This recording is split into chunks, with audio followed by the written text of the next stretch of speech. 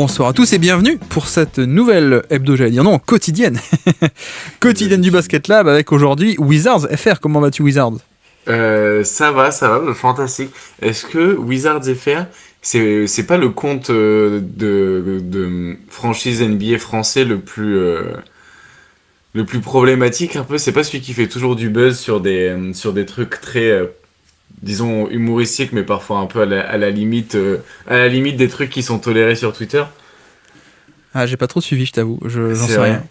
Non, c'est pour Marcus Smart. Oui, non, mais j'avais compris. On s'en est remis merci, ou pas ? Est-ce qu'on s'en est remis? Pour l'instant, tant que je l'ai pas vu jouer avec, je pense que ça va aller. Et je pense pas qu'ils vont beaucoup le faire jouer non plus s'ils veulent tanker. Ouais. Donc bon, ouais, je pense que ça va aller. Et peut-être que l'année prochaine, ce sera une équipe intéressante à suivre, hein. Les Wizards. Over-under pour toi. En carrière, Marcus Smart il va jouer encore plus de 150 matchs et demi. Over-under. Putain, mais c'est 2 saisons complètes. En vrai, t'es méchant là. Ben, t'as qu'à dire over alors. Bah, je dis over, ouais, je pense. Tu crains pas le déclin là ? Je sais pas ce qui se passe là depuis 2 ans et les Bah, blessures. je pense que c'est hyper contextuel en vrai. D'accord. Pour moi, il peut encore jouer un rôle. Il peut jouer un rôle de encore pas majeur, mais il peut encore jouer un rôle dans une équipe qui peut fonctionner. Et en plus de ça, je pense qu'il y a juste eu pas de chance avec les blessures. Et en plus, je suis pas sûr que le fit était hyper bon en termes sportifs. Donc il n'y avait pas une vraie volonté de le garder. Tu vois, dans une équipe, il y aurait un vrai fit sportif. Peut-être qu'ils auraient accepté de payer la taxe pour lui. Mais là, entre les blessures et le fit sportif qui est pas évident, je pense que du coup, bah, la taxe a décidé de l'emporter, quoi. Du coup, voilà. Tu t'inquiètes pas du tout long terme. Bah, à long terme, si, genre, il va pas jouer encore. Enfin, je pense pas qu'il reviendra au niveau qu'il avait à Boston. Peut-être d'un autre côté, je pense pas qu'il pourrait être dans un contexte aussi bon que celui qu'il y avait à Boston. Mais je pense qu'il y a quand même encore quelque chose à y faire, quoi. Ouais, j'avoue que je suis un peu inquiet. Mais bon, bref, à part ça, comment ça va aujourd'hui, Azad ? Bah écoute, super, écoute, bien. Comme je le disais hors antenne, j'ai passé une bonne journée. J'ai passé un bon. Je sais pas quelle journée, mais j'ai passé une bonne journée. T'as aussi dit que tu voulais assassiner tout le monde ce soir. Hein, donc, Non, j'ai dit que j'étais piquant, mais je ne sais pas pourquoi. Je sais pas pourquoi, mais je me suis réveillé. Non, je me suis réveillé de bonne humeur. J'ai vu la performance de Emmanuel Quickley, donc j'étais des plus heureux. Et c'est resté comme ça toute la journée. alors que Simon aussi dans le chat, Alingua, hello à tous, hello à toi. Pourquoi ce pseudo ? Bah parce qu'il est Azad est désormais avec les Wizards, pour Marcus Smart évidemment. Salut Alex aussi, bonsoir à toi. Une petite touche de Wolves Brésil, comment ça ? J'ai pas compris, j'ai pas la ref alors peut-être. C'est quoi Alors Wolves ouais, Wolves Brésil, c'était un compte du coup des Wolves, de Timberwolves, et le compte brésilien, et ils mettaient des images à la limite de soit de la pornographie, soit des trucs un peu hard pour fêter les victoires, ou alors ils faisaient des montages avec les logos Ah ouais ? des autres équipes qui étaient un peu engagées. Oui, je pense que tu dois pouvoir, si tu tapes Timberwolves Brésil sur Google, tu dois pouvoir Non, retrouver peut-être pas en live. Hein. Peut-être pas en live, mais tu vois, genre sur une navigation privée, ça se fait en vrai. Ouais, alors déjà, j'arrive pas à gérer la technique. Ouais. Peut-être pas tenter. Hein. Non. Se faire ban, ça sera un peu. Non, il est pas à la limite. Lui, il était en plein dedans. Ok. D'accord, ok. Ah, mais oui, avec le loup là, qui fait des trucs Ouais. bizarres. Oui. Ah oui, d'accord. Non, mais j'étais resté sur Boston. Ah oui, oui. Ah non, mais c'est hyper bizarre ça aussi, ouais. Oh, mais Twitter. Twitter, tu vois. Enfin. Il y a quand même des réseaux qui arrivent, là, genre TikTok ou des trucs comme ça, tu te dis, ah ouais, non, mais là, c'est encore un cran en dessous. Et à chaque fois, Twitter arrive à se mettre au niveau, je trouve, tu vois, en termes de what the fuck. c'est quand même assez étonnant, mais bon. Salut tout le monde, bah, salut à toi, Philimorphis, re-bienvenue. Comment aller mieux quand on est fan des Bulls ? Ah tiens, belle question, Azad, comment est-ce qu'on peut aller mieux quand on est fan des Bulls ? Bah, espérer le tanking. En vrai, Cooper Flag, tant qu'il y a de l'espoir, il y a de la vie, non ? Cooper Flag peut encore tomber chez les Bulls. Ils ont encore leur choix. Moi, j'aurais dit souffler sa 45e bougie. Ses 45 bougies.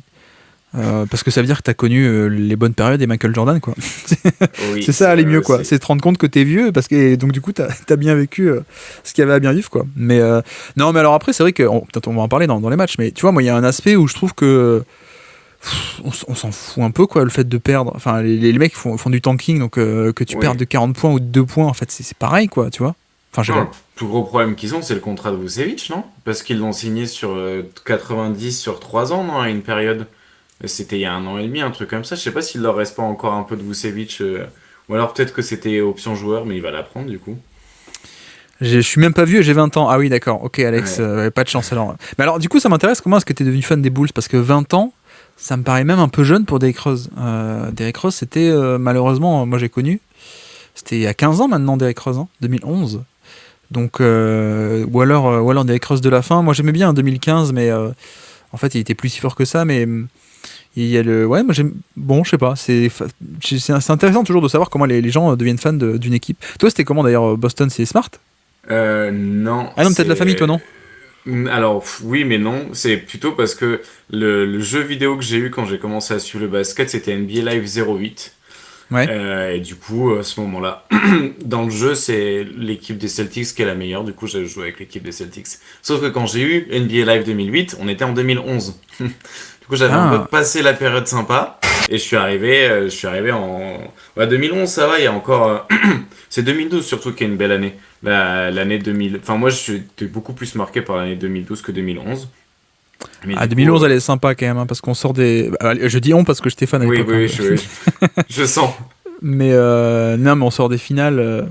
Et puis il y a Shaq qui arrive. Alors Shaq, c'était pas un top joueur, hein, c'était sa dernière année, etc. Mais Non, mais c'était non, marrant, mais quoi.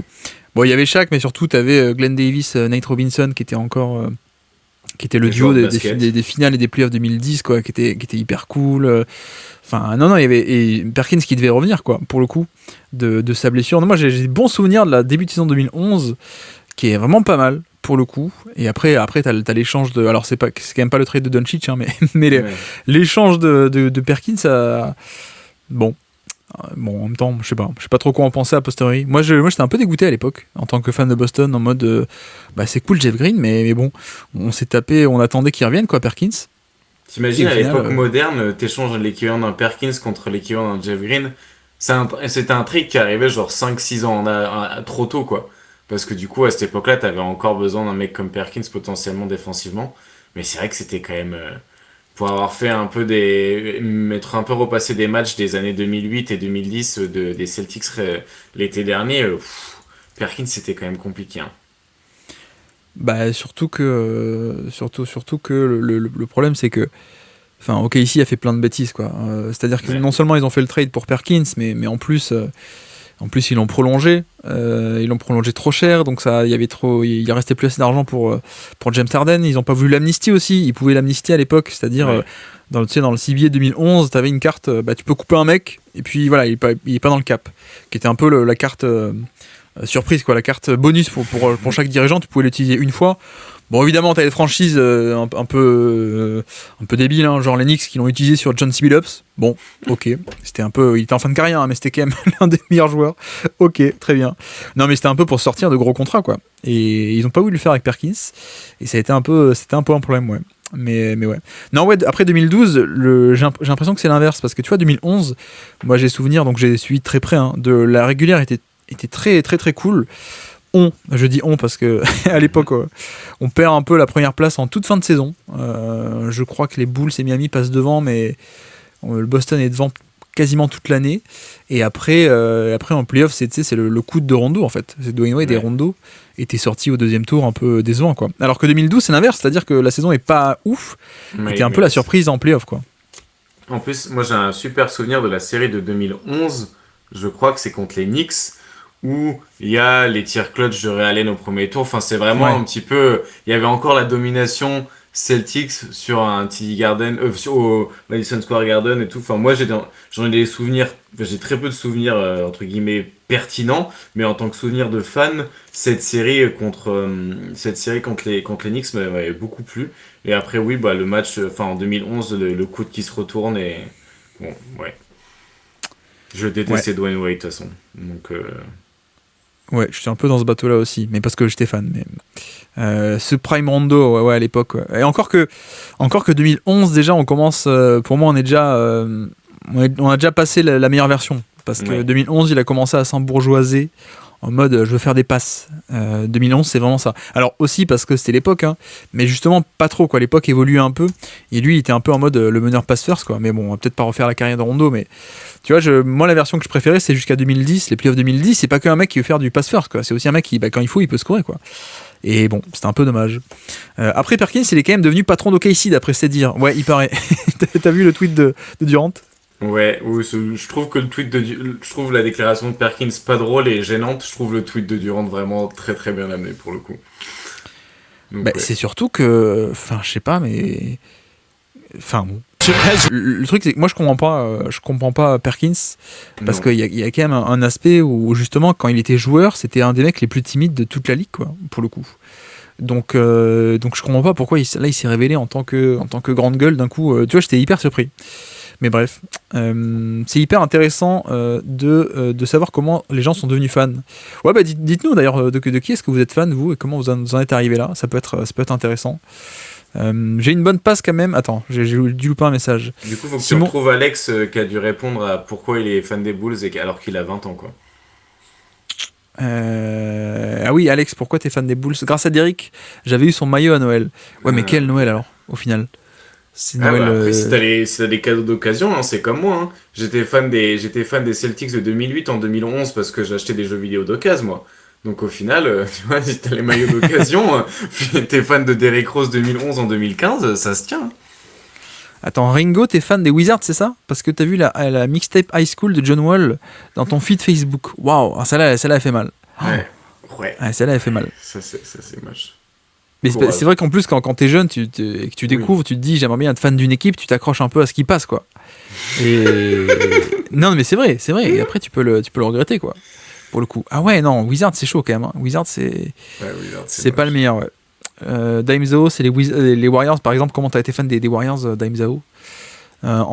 J'ai une question aussi intéressante là tout à l'heure qui dit si cette règle était toujours d'actualité, vous couperiez qui cette saison et pourquoi? Donc la fameuse amnesty rule, la règle où tu avais le droit de couper un gros contrat et ça comptait pas dans le salary cap. C'est une bonne question ça aussi. Il fallait qu'il reste qu'une année de contrat ou tu pouvais tout couper? Ah non, une année, pas une année, on s'en fiche.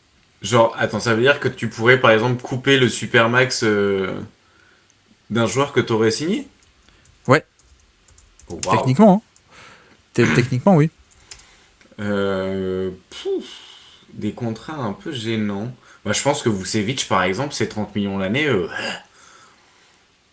Tu vois, la clause NBA, la amnesty rule, chaque équipe peut couper un seul joueur avant la saison.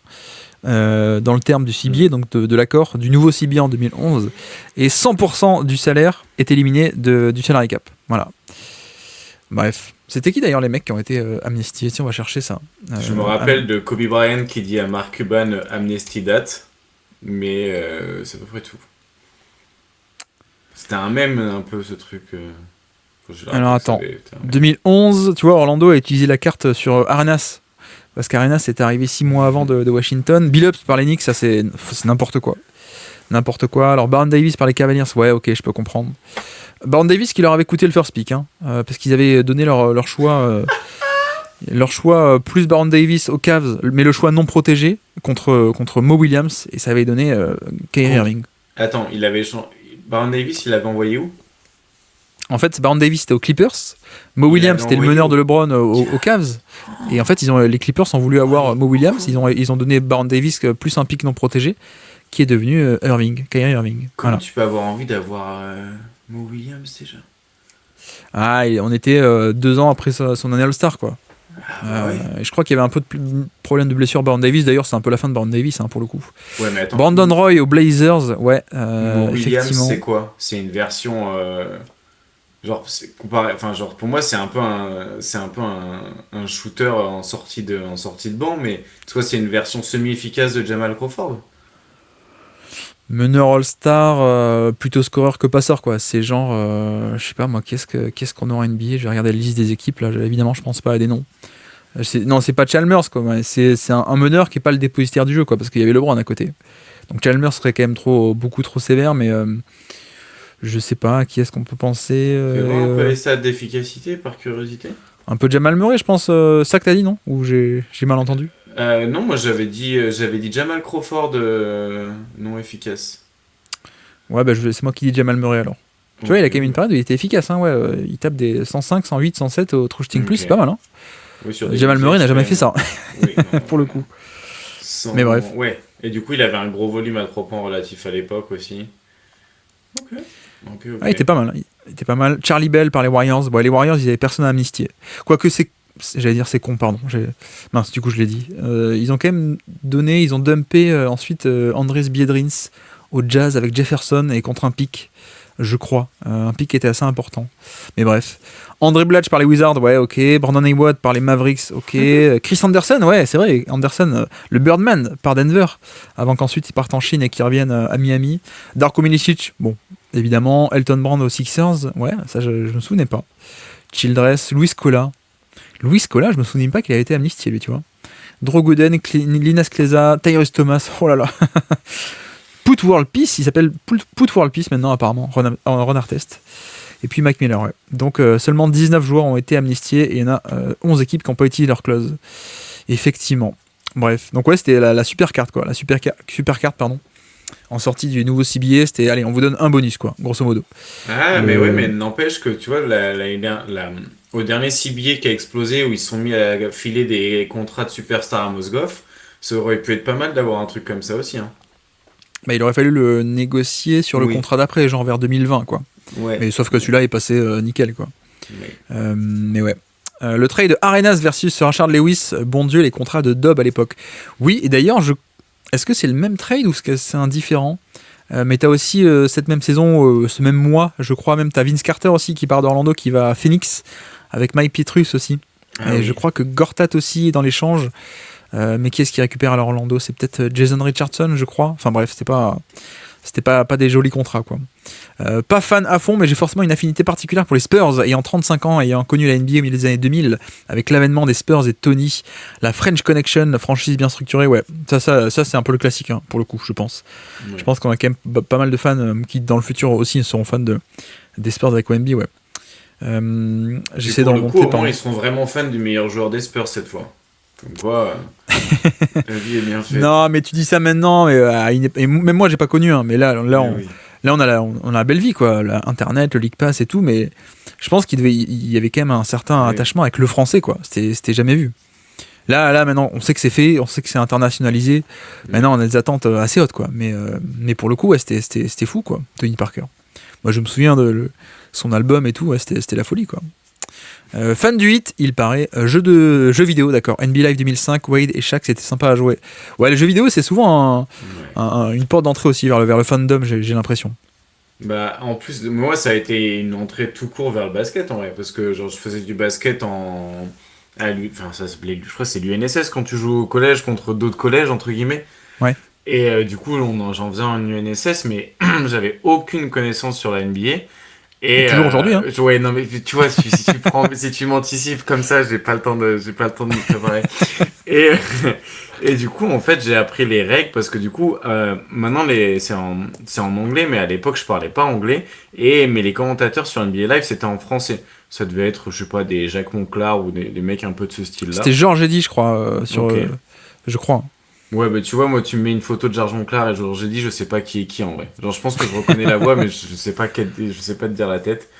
Et du coup, bah, un peu curieux de voir comment ça fonctionne. Du coup, après, tu te mets à faire un peu à lire, genre, la page entière Wikipédia NBA, au moins les règles, comprendre un peu comment les règles fonctionnent et tout. Et puis après, c'est parti, quoi. Mais au-delà du fandom, je pense que les jeux vidéo, ça peut ouvrir même des univers en entier, quoi. Ouais, effectivement. Les Pistons, parce que Sheed y était à l'époque, joueur fantastique, ouais, tu m'étonnes, Yamc. Fan des Raptors, Axel, parce que je trouvais ça stylé, les Raptors, comme nom, et les couleurs or et noir à l'époque, ça m'a parlé. Ouais, mais alors en quelle année? Parce que c'était Or et l'époque noir, Vince Carter, est-ce que c'était l'époque la légende Kyle Lowry? C'est... fan du hit, fan récent, coucou le Covid. Ah ouais, tu vois, il y a des fans beaucoup plus récents aussi. Découvert la NBA en 2011-12, nous dit Simon à Lingua, après avoir vu par hasard un top 10 de Direct 8, je crois, puis regarder un match de Bulls Heat, victoire des Bulls. Bien aimé le hit lors de ce match. Ok. Bulls Heat 2012, ça me parle pas, enfin c'est pas hyper marquant alors. C'est pas, t'as manqué 2011 avec Il y a un tir clutch de Lou Holden dans un corner là. T'en as un autre match où Derrick Rose il fait un poster de l'espace là sur Joel Anthony. Ça te parle ou pas toi Ouais, ce poster? je vois le poster. Ah, Il y en a un autre de Ronnie Brewer aussi, je pense, sur un hit, sur un hit Bulls aussi, un gros dunk de Brewer. de Ronnie Brewer? Il s'appelait Ah pas ouais. Ronnie Brewer? C'était pas si, Corey, hein, c'était le numéro 11 là. Ah bah voilà, il est juste là. Au Bulls, ouais. Ouais. Ouais. Ah, il est là, voilà, il est là. C'est celui-là. C'est quoi, c'est un Iverson cut en plus, c'est ça? Et si on un peu de décrypter les images. Pour le coup. Hop, pick and roll, il split le pick and roll et Joel Anthony qui attend au panier qui se fait un poster. Bref, pardon, on est sur les images. Si vous êtes en podcast, ne décrochez pas. Ouais, donc ok. Donc début décennie pour toi, Simon. Fan d'Enix car j'ai vécu à New York, d'accord, ok. Et du 8 car j'étais en vacances. Ouais, bah c'est bon combo. Ok, fan des Warriors parce que c'est la meilleure équipe de la ligue en 2016 plus. Donc ok, gros bandwagon. Pardon, à l'époque des highlights de Curry. Ouais, mais ça c'est. Ça. Mais après, il faut faire gaffe, hein, parce que bon, les Warriors, ça va. T'as des équipes qui parfois sont bonnes une saison, et après, t'es un peu coincé, quoi, tu vois. C'est... Ouais. Et je me rappelle d'un truc avec les jeux vidéo, par contre, ce qui était un peu bizarre, c'est que tu pouvais un peu feinter la réalité, parce que du coup, tu pouvais faire progresser les joueurs, les trucs comme ça. Et moi, j'avais mis un package, tu pouvais mettre des packages de joueurs sur un autre joueur, et j'avais mis le package Steve Nash sur Rajon Rondo. Du coup, bah, c'était complètement abusé parce que t'avais toujours le physique de Rondo, mais avec les qualités de tir de Steve Nash. Du coup, voilà, ça avait un peu fini le jeu, quoi. Ouais. Mais bon, bref. 2014, d'accord. J'ai commencé quand ils ont changé le logo. À l'époque, je trouvais l'ancien logo très moche pour les Raptors, d'accord. Ouais, donc t'as connu la bonne période, entre guillemets, quoi, pour le coup. Ok. La base de modifier les joueurs dans les jeux vidéo. Ouais, alors moi j'avais même un truc, c'est que dans FIFA, t'étais obligé d'aller changer qui était ton équipe rivale. Parce que des fois, genre, tu vois, j'avais une partie, j'avais Chelsea, je voulais acheter un mec qui était fort, qui avait l'air fort en tout cas, qui s'appelait Fabregas à Arsenal, il avait 19 ans. Et le jeu te dit, ah non, rivalité Arsenal-Chelsea, c'est pas possible. Je dis, bah non, non. Donc tu quittes, tu refais une partie, tu dis, non, mais moi je veux Fabregas, quoi. Mais ouais, il y avait des mecs, des trucs comme ça, les éditeurs, c'est bien parfois. C'est bien. Bon, après, il faut pas trop l'utiliser, mais. Georges Eddy, c'est mythique pour ma génération et les quarantenaires. Ouais, non, mais c'est mythique, évidemment, Georges Eddy. Tout à fait. Joel Anthony, la légende, ouais. Bref, on commence déjà à dériver, hein, je crois, dès le début de stream. Bon, ça fait 30 minutes de stream, on n'a pas regardé un truc qui s'est passé hier. C'est ça, les streams, il paraît que c'est beaucoup de blabla, c'est pas que c'est pas que de la radio avec des pubs, où on est obligé de s'arrêter toutes les 10 minutes pour envoyer des pubs pour. En ce moment, j'ai plein de pubs, moi ça m'énerve ça, les pubs ciblées, tu sais. Où du coup t'entends 14 fois dans la journée la même pub parce qu'elle est ciblée pour toi, mais du coup je sais que je n'irai jamais acheter chez ces gens là, quoi, tu vois. Attends, moi je suis quoi, très con, hein. Mais attends, comment tu te retrouves avec des pubs sur quoi? Genre, par exemple, t'écoutes Ben Taylor, donc en anglais. Ouais, c'est insupportable. Sauf que c'est des pubs en français parce que c'est ciblé, c'est personnalisé, quoi. Ah oui, c'est personnalisé, putain. Ok, bah j'espère que c'était pas personnalisé depuis trop longtemps parce que moi, les derniers trucs que j'avais, c'était pour prendre rendez-vous chez un psy, donc. Ah merde. Tu sais, mais non, mais c'était lui qui les faisait, celles-là. Il disait genre. Ah oui, d'accord, ok. Il faisait les trucs. Oui. Non. Le mec, tu sais, ça part à Twitch. Oh, la gênance en live. Non. Oui, à une époque, il lisait ses pubs lui-même, mais après, il est passé en mode, automatisé, ouais. Après, si tu veux parler aujourd'hui, tu peux, Hazan, hein, tout de même. C'est quoi? C'est les drives de Jalen Brown, là, qui. T'en as marre? J'en peux plus, ouais. C'est la défense, oui, c'est ça, c'est. Non, mais c'est celle-là, il les enregistrait lui. Et maintenant, c'est des trucs genre Shopify. Moi, j'ai Shopify à chaque fois. Ah ouais, Shopify. Ouais, bon, je voulais pas le dire le nom, mais. Ah merde. Non, mais Shopify en ce moment, bon, bref, je sais pas si je ferais business avec eux, mais en vrai, j'ai pas envie de les avoir du tout là. Mais c'est. Ah non. Moi, je suis très très bête. Hein. Moi, quand j'entends 14 fois la même pub, je dis mais écoute-moi, toi, j'irai jamais chez toi. Ta pub là. Non, je suis un peu bête, mais. Non, mais t'as pas remarqué que quand il y a des pubs françaises sur un podcast de Ben Taylor américain, tu t'es pas dit, ah ouais, c'est peut-être un peu ciblé maintenant, c'est pas. Non. Bah, ça pouvait être ciblé juste de la localisation, hein. Tu vois, il peut choisir des partenaires. Genre Shopify, c'est une entreprise mondiale, donc en fait, si ça se trouve, il a un partenariat avec Shopify, et selon la localité de ton VPN, ou ta connexion internet, ils changent la langue dans laquelle ils passent la pub, mais t'aurais la même aux US. Je sais même pas ce que c'est Shopify, qu'est-ce qu'ils font en plus. Et ben moi non plus, j'ai toujours pas compris. Mais j'ai pas envie d'aller voir, j'ai même pas envie d'aller voir. Juste parce que c'est juste que la voix de la meuf, elle me fait péter un câble. Mais surtout qu'il n'y a même pas de pause, quoi, tu vois. Moi, moi, je mets pas de pub du tout dans les podcasts, mais je pense que si un jour je le fais, mais j'aime pas ce modèle-là, mais si un jour je le fais, au moins tu le mets entre deux séquences ou pendant qu'il y a un jingle ou un truc comme ça, quoi. Là, actuellement, les podcasts, mais pas que Ben Taylor, hein, tout le monde, il te balance des pubs n'importe quand, quoi. Je sais pas. Vous aimez bien ou ça vous en foutez des pubs ou pas? Moi, c'est un truc, ça me gâche la vie, quoi. Les pubs dans les podcasts, parce que j'en écoute beaucoup en plus. Donc ouais, moi, en fait, je suis toujours prêt avec mon téléphone à faire avance rapide, en fait. Du coup, okay. c'est pénible, quoi. Ok. Mais bref. Pub au milieu, c'est relou, ouais. On est d'accord. Hein, on est d'accord. Ouais. On parle basket ou pas? On parle on parle de NBA. Basket, parce que moi, du coup, j'écoute pas de podcast, donc je suis même pas un bon interlocuteur pour parler pub. On peut pas se sub d'ailleurs. Non, je sais pas. J'ai aucune idée. Déjà, j'arrive à faire fonctionner OBS. Je vais me renseigner pour les subs. Je vais me renseigner pour les subs. Mais je sais même pas exactement ce que c'est un sub par rapport à un abonnement, tu vois, par exemple. Sub, ça veut dire subscribe, donc à mon avis, c'est pareil, non? Mais ouais, mais sub, c'est de l'argent, d'après ce que j'ai compris, alors que tu peux t'abonner à n'importe qui. Oh là là, on va pouvoir se faire de l'oseille incroyable. Un abonnement payant? Ah d'accord, ok. Tu pourras enfin payer la piste de bowling. Let's go. Pas fan, mais si ça fait manger le podcasteur, j'accepte. Ouais, mais après, il faut que... Ouais, mais bon, moi, je suis pas fan de ce modèle-là. Mais en tout cas, ça dépend comment tu le fais. Moi, j'aime bien les modèles de chapeau. Genre, moi, je trouve ça cool, les modèles de chapeau, où en mode, tout est gratuit, entre guillemets, il n'y a pas de pub. Et t'as un lien où si t'as une cagnotte, bah, tu peux déposer un truc, et si t'as pas envie, bah, tu le fais pas. Et il y a des fois où t'as envie, des fois t'as pas envie. Je trouve que c'est un modèle qui est bien. Enfin, en tout cas, moi, c'est un modèle qui me convient. Je dis pas que c'est un bon ou un mauvais modèle, juste que je trouve que c'est un modèle qui me convient.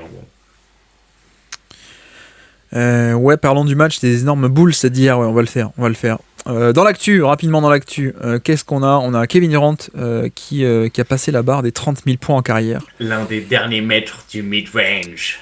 Est-ce que tu peux me citer le joueur qui a mis son premier panier en carrière, Azad?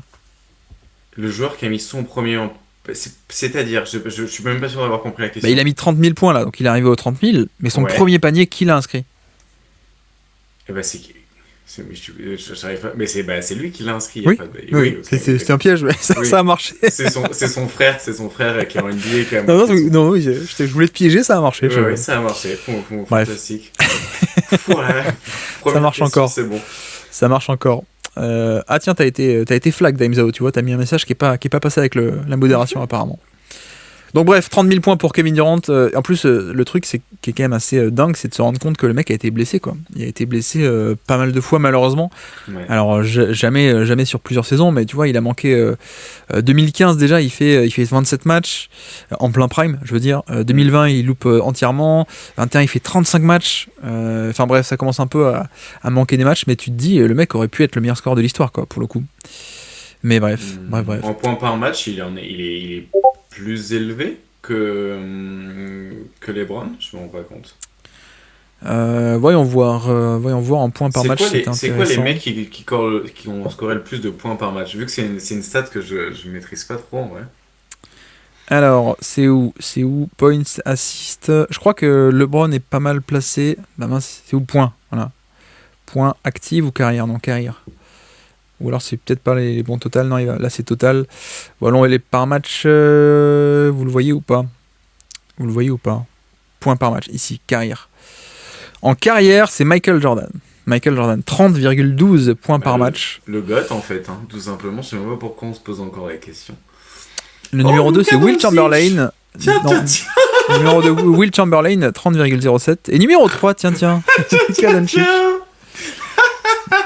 Bon, après, il faut toujours prendre en compte que Azad, là, ils sont en cours de carrière, donc ils n'ont pas eu leurs mauvaises années, ces mecs-là. Doncic, Embiid qui est 4ème aussi. Oh là là. Plus l'inflation de l'époque aussi, tu vois. Oui, bah oui. Robertson, le nombre de possessions, les rebonds, etc. Actuellement, il y a beaucoup de points. Donc ouais. Mais donc LeBron est à 27 points à peine, tu vois. Il est que 7ème. Durant est devant. 27,26 points par match, en effet, en carrière.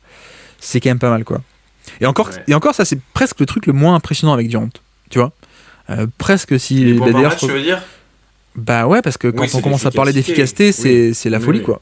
D'ailleurs, on l'avait fait avec Antoine Tartrous, si ça vous intéresse, on a fait un podcast sur Kevin Durant. Il y a quoi, il y a 1 an et demi maintenant, je crois. Et il y a toute une partie où on dit mais pourquoi est-ce que c'est possiblement le meilleur score de l'histoire, et t'as des trucs genre quand on regarde qui a fait plus 10 d'efficacité relative à la moyenne en carrière, il y a tant de joueurs, ensuite plus 15, il y a moins de joueurs, il y a encore Durant, plus 20, tiens il y a encore moins de joueurs, il n'y en a que 5, il y a Durant là-dedans, qui a fait X saisons à plus 10% d'efficacité, tiens c'est Durant, il a 15 saisons à plus 10 d'efficacité par rapport à la moyenne, enfin c'est n'importe quoi, donc ouais. Effectivement, on peut rajouter 4K à point, ouais, effectivement, c'est un peu l'idée, ouais, c'est un peu l'idée. Bref. Donc voilà pour l'actu du jour, on va peut-être passer au match, parce que je crois qu'il s'est pas passé grand-chose d'autre d'hyper intéressant. Slam Dunk Contest le soir où Vince Carter est entré dans la légende. Ouais, alors ça c'était il y a un paquet d'années. Bref, les matchs, ça te dit ou pas ? Ouais, je suis chaud, je suis très chaud. Alors, les matchs. Hop, on est là. Ici même. Donc tu as vu celui-ci, on le garde pour plus tard. Ouais, on le garde pour plus tard. Ça, je pense que ça va garder les gens un petit peu connectés. De savoir qu'ils vont pouvoir découvrir Raptors, Sixers à la fin.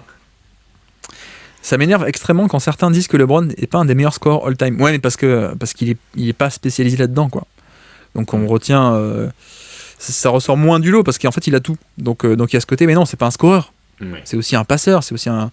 Mais ouais, non, mais je suis d'accord, effectivement. C'est les meilleurs scoreurs all-time de manière intrinsèque, il n'y a pas de doute pour Kevin Durant, nous dit Yabou Freak.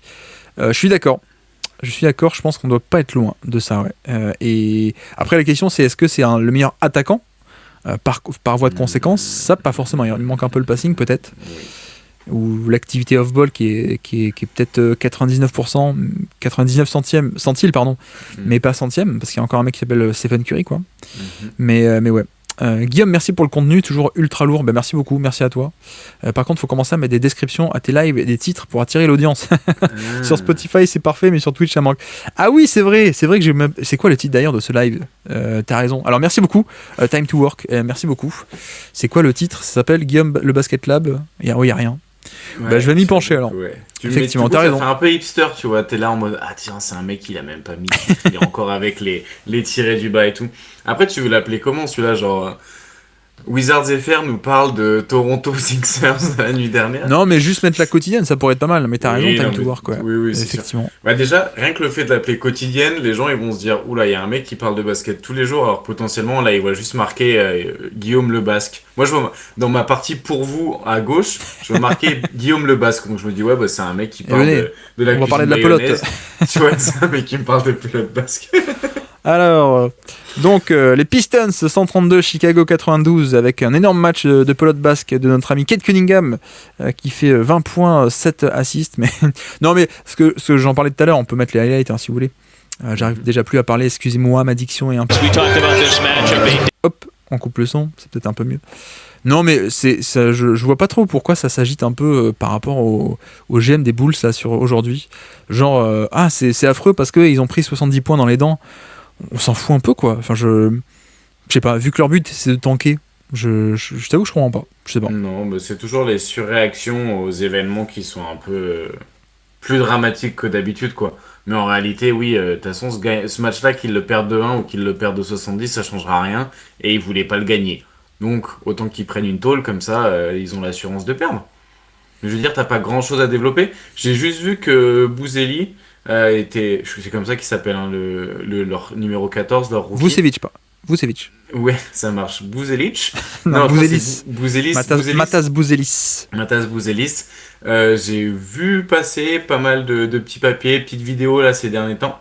Donc je me dis qu'il y a peut-être un profil intéressant, mais j'irai pas regarder les Bulls de mon plein gré cette année en tout cas.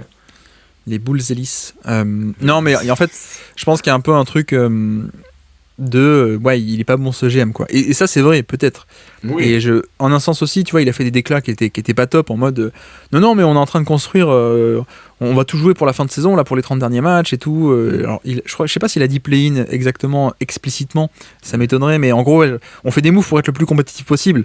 Bon, en effet, ça vient contredire le fait que non, en fait on voit bien que vous faites des moves pour tanker. Mais c'est juste que les gars, c'est de la com, quoi. Enfin, le GM, justement, justement, reprenons depuis le début.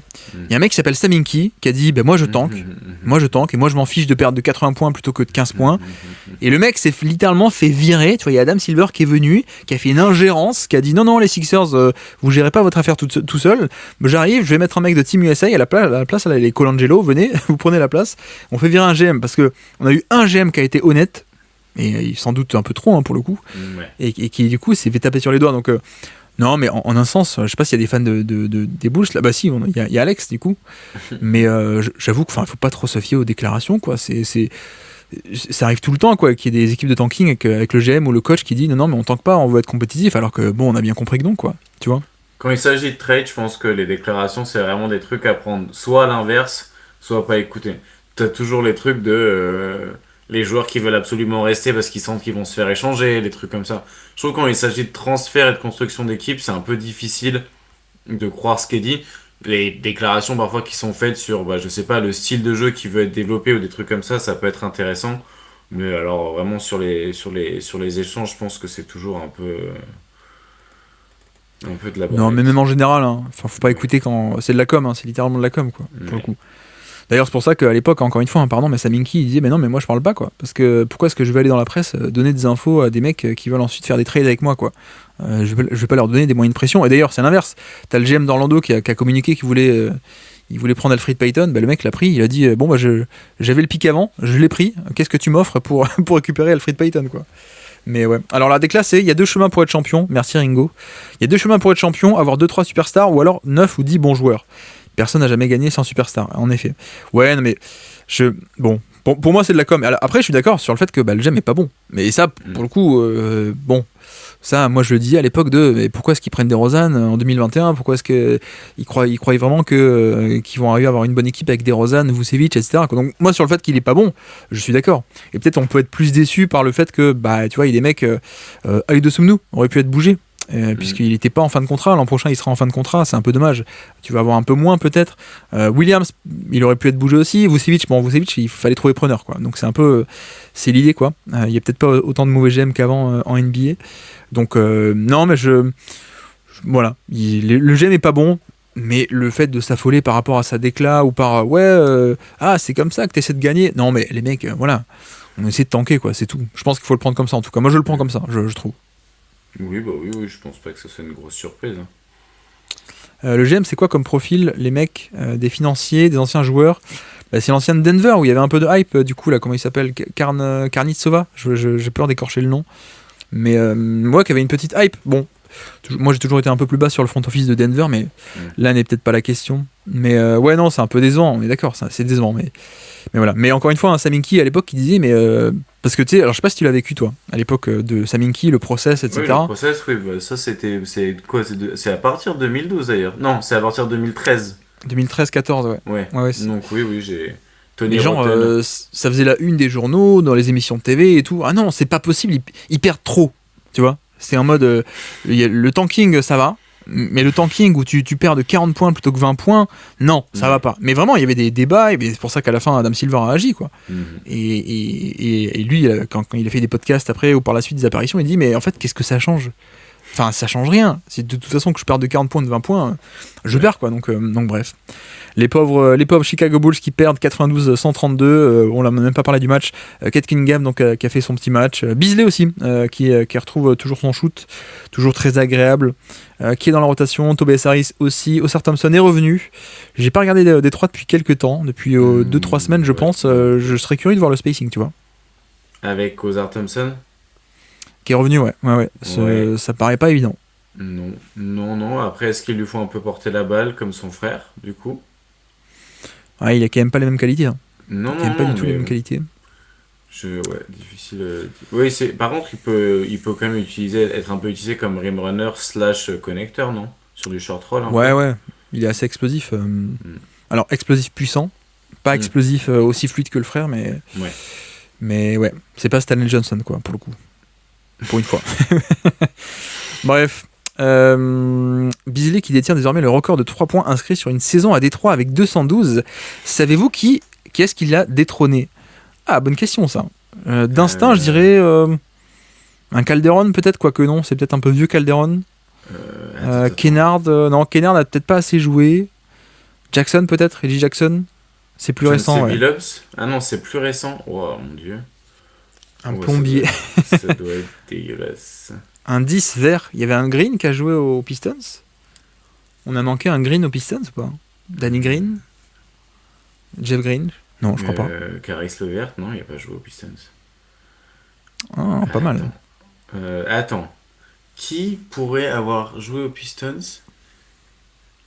Est-ce que c'est un truc terrible, genre Josh Smith et on a pris genre plein? Non, c'est pas ça. Pas KCP, Green, le dunker fou. C'est qui le dunker fou?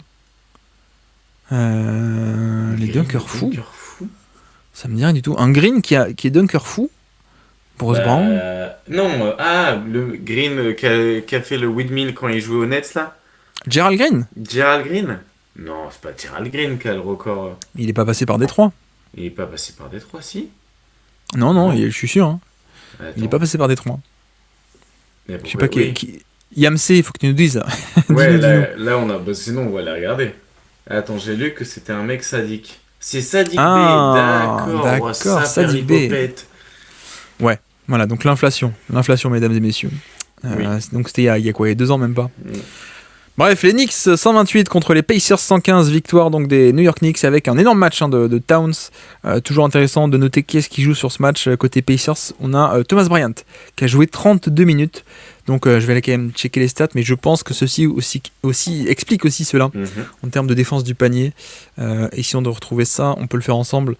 C'est quand même 32 minutes 09 secondes pour Thomas Bryant. Pour moi, c'est 32 minutes 08 de trop, non? On peut dire peut-être. Ouais. Après, t'as Jay Okafor, du coup, qui a fait 3 minutes en NBA la nuit dernière. C'est quand même un événement. Ouais, il est revenu. Mais tu sais pourquoi il est revenu d'ailleurs? Parce qu'il a vu la lumière. Non, parce que les Pacers se sont fait sucrer le Alex Len. Comment ça, ils se sont fait sucrer? Bah, il était censé aller chez eux. Oui. On a eu la news à la trade deadline de il est racheté il est buyout par les Wizards. Il va venir aux Pacers. Et finalement, non, il est aux Lakers. Donc voilà. Il y avait un roster spot dispo du coup. Bref, donc les Knicks qui scorent beaucoup contre cette équipe d'Indiana qui, elle, pour le coup, n'a pas tenu la cadence offensive, donc ceci explique cela. En effet, en termes d'offensive rating, là vous le voyez, un 132 par 100 possessions contre 112 à peine côté Pacers. On voit aussi le jeu des possessions, 39% de rebonds offensifs sur la tête des Pacers, donc beaucoup de secondes chances pour New York, ce qui colle un peu avec leur style de jeu, déjà, premièrement. Et puis le fait que le personnel des Pacers, ben voilà, c'est Thomas Bryant en poste 5, c'est Pascal Siakam aussi, c'est qui ensuite? C'est Obi Toppin, poste 4 aussi en backup, Jarrett Walker a joué 9 minutes. Ouais, voilà, donc en effet, sur ce genre de match-up où t'as pas de présence intérieure, les Knicks vont te pilonner, donc ça a marché. En plus, pas tant que ça de 3 points à côté Knicks, pour le coup, donc on n'a même pas eu le besoin de forcer. Ouais, voilà. Comment savoir que tu affrontes la défense, entre guillemets, défense des Pacers? Azad, regarde. Les Knicks ont shooté à 78% au panier. Voilà. Récemment, ils ont progressé. J'ai vu et j'ai lu. Il paraît, ouais. Et c'est pas mal lié à une défense de zone et du coup à des alignements un peu plus collectifs, pas que de la défense individuelle. Et aussi du coup à un bon premier, première barrière avec Ben Sheppard et Andrew Nembhard. Donc il y a quand même un potentiel défensif, mais qui est quand même hyper corrélé avec la présence ou non de Miles Turner. Pas que Miles Turner ce soit Olajuwon non plus, mais sans ça, c'est compliqué quoi. Bah sans ça t'es dépeuplé quoi, on l'a vu. Il y a Thomas Bryant, Siakam et Obi Toppin quoi, donc ça fait léger. Et ouais non mais effectivement c'est là où on voit aussi l'importance de Turner par rapport à ça quoi. Il y a au moins ce minimum. C'est pas génial mais t'as ce minimum. Et quand t'as affaire à une équipe qui dans son plan de jeu, il y a cet aspect d'attaquer le rebond offensif beaucoup quand ils peuvent. Bah ouais, ça pardonne pas quoi. Ça pardonne pas. On nous dit, Bam nous dit Siakam a martyrisé Achua. Ouais, ok. Alors, qu'est-ce que au niveau je mets un peu les highlights là si vous voulez. Il a fait 24 points Siakam sur ce match-là. On n'a pas eu non plus un grand Haliburton. 16 points, 8 passes entre guillemets à peine pour lui. Mathurin qui sort du banc. Saison. Ouais, bah un peu irrégulier, ouais. Peu irrégulier. Petit usage. Mais par contre, beaucoup plus assisté aussi que l'année dernière. Donc peut-être qu'il y a un changement de rôle aussi. Justement, peut-être parce qu'il se remet encore de la blessure qu'il a eue et dont il est revenu trop vite. Ouais, je pense que c'est ça. Hein. Je pense qu'il n'est pas totalement revenu de la blessure. Ouais. Douard Fené, bonsoir à toi. Bonsoir à toi et bienvenue. Wiseman est dans le roster pourtant. Oui, mais il est blessé, Wiseman. Et en plus, non, il est plus dans le roster. Wiseman, il a été échangé. Il a été salary dump quelque part, non ? Ça te parle pas, toi ? Non, ça me dit Je parle pas à la bonne personne, je crois, non ? Ouais, non, là, vraiment. Pour ce genre de choses. Il a été échangé. J'arrive pas à trouver. Il a été échangé. Vous savez, en début de saison, alors, Isaiah Jackson qui se fait les tendons Achilles comme Wiseman. Donc ouais.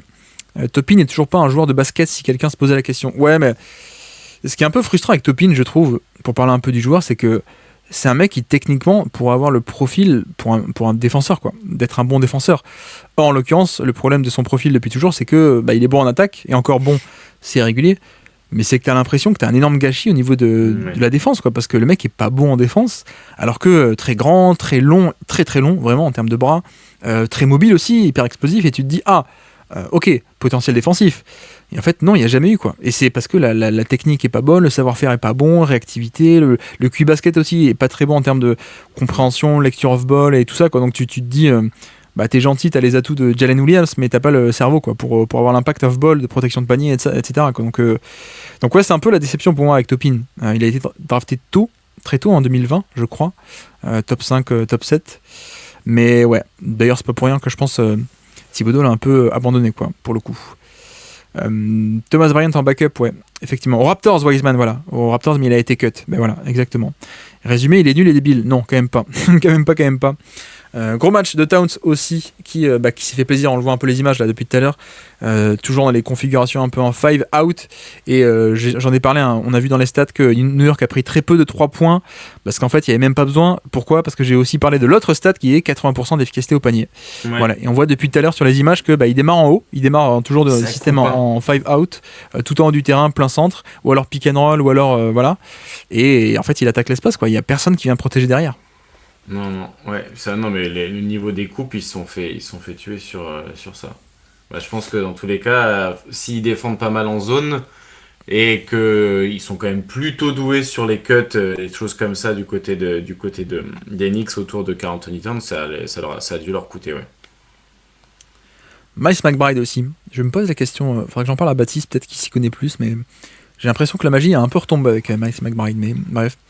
Qu'est-ce que vous pensez de Campaign ? Shoot horrible mais efficace. Ouais, c'est un peu sa carrière. Hein. C'est un peu sa carrière, j'ai l'impression, Campaign.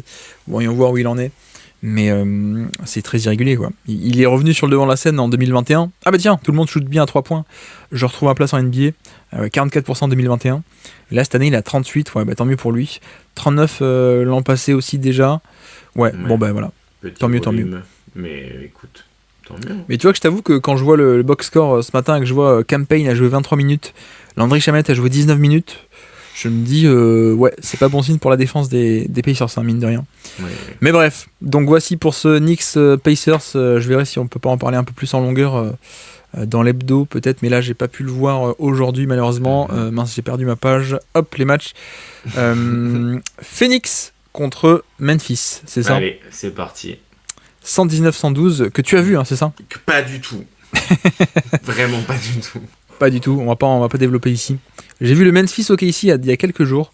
Alors, on a dit 2 mots hier avec Tom, il y avait un aspect de la mauvaise version de Memphis avec le côté l'attaque est un peu complètement bouchée parce que la défense de OKC, elle est très réduire les espaces, abandonner les shooters et donc le côté plan sur le plan horizontal, quoi, pour le coup. Et donc l'histoire des cuts, ça marche pas. Avec les cuts de Memphis, ça marchait pas. Et là, j'ai l'impression que ça a un peu mieux marché, mais parce qu'on a peut-être même pas affaire à une même calibre de défense, hein, pour le coup, avec les Suns. Donc 119-112, au final, match assez disputé, qui était à Phoenix. Qu'est-ce qu'on a ? On a 34 points de Kevin Durant. Donc lui, il a fait son petit match, hein, comme d'habitude. Bol titulaire ? Mais qu'est-ce qui s'est passé ? Mais tu t'es sérieux ou quoi ? Genre, en fait, tu m'écoutes pas quand on parle en off. Ah oui, c'est vrai que tu l'as dit, ouais, pardon, excuse-moi. Bol titulaire. Terrible. Mais qu'est-ce qui se passe là ? Ouais. Puis alors 30 minutes en plus, hein. C'est pas genre titulaire, c'est pas un titulaire à la. Comment il s'appelait ? Kate Bogans ? Kiss Bogans. Kiss. Ah, parce que c'était un kisseur. Non. Ouais, non. Tu sais qu'il a fini à Boston en plus, Kiss Bogans. C'est vrai. Mais c'est quoi, c'est numéro 28 lui, non ? C'est le trade. Il est à Brooklyn et ensuite c'est le trade de Pierce et Garnett. Marshall Brooks, Chris Humphries. Ouais. Ouais, ça fait rêver. Hein. Ouais, non, mais Bol Bol, alors là, c'est le truc, je l'avais pas dans le bingo, tu vois, cette année. Ouais, pour le coup, parce que, ouais, comme tu dis, il fait son match, hein, en plus. Je me demande à quel point il n'y a pas un côté Bud qui est en mode, non, mais moi, je suis venu, j'ai mon attaque qui est censée respirer, quoi. Bon, bah, tentons ça, quoi. Tu vois, pour le coup, c'est peut-être un peu l'idée d'avoir un mec qui stretch, quoi. Il a canardé à 3 points, il a pas pris un tir au cercle, hein. C'est du mid-range, du flotteur, quoi. Et bah, c'est ce que je te dis, ouais, il est là pour faire le spacer, quoi, pour le coup.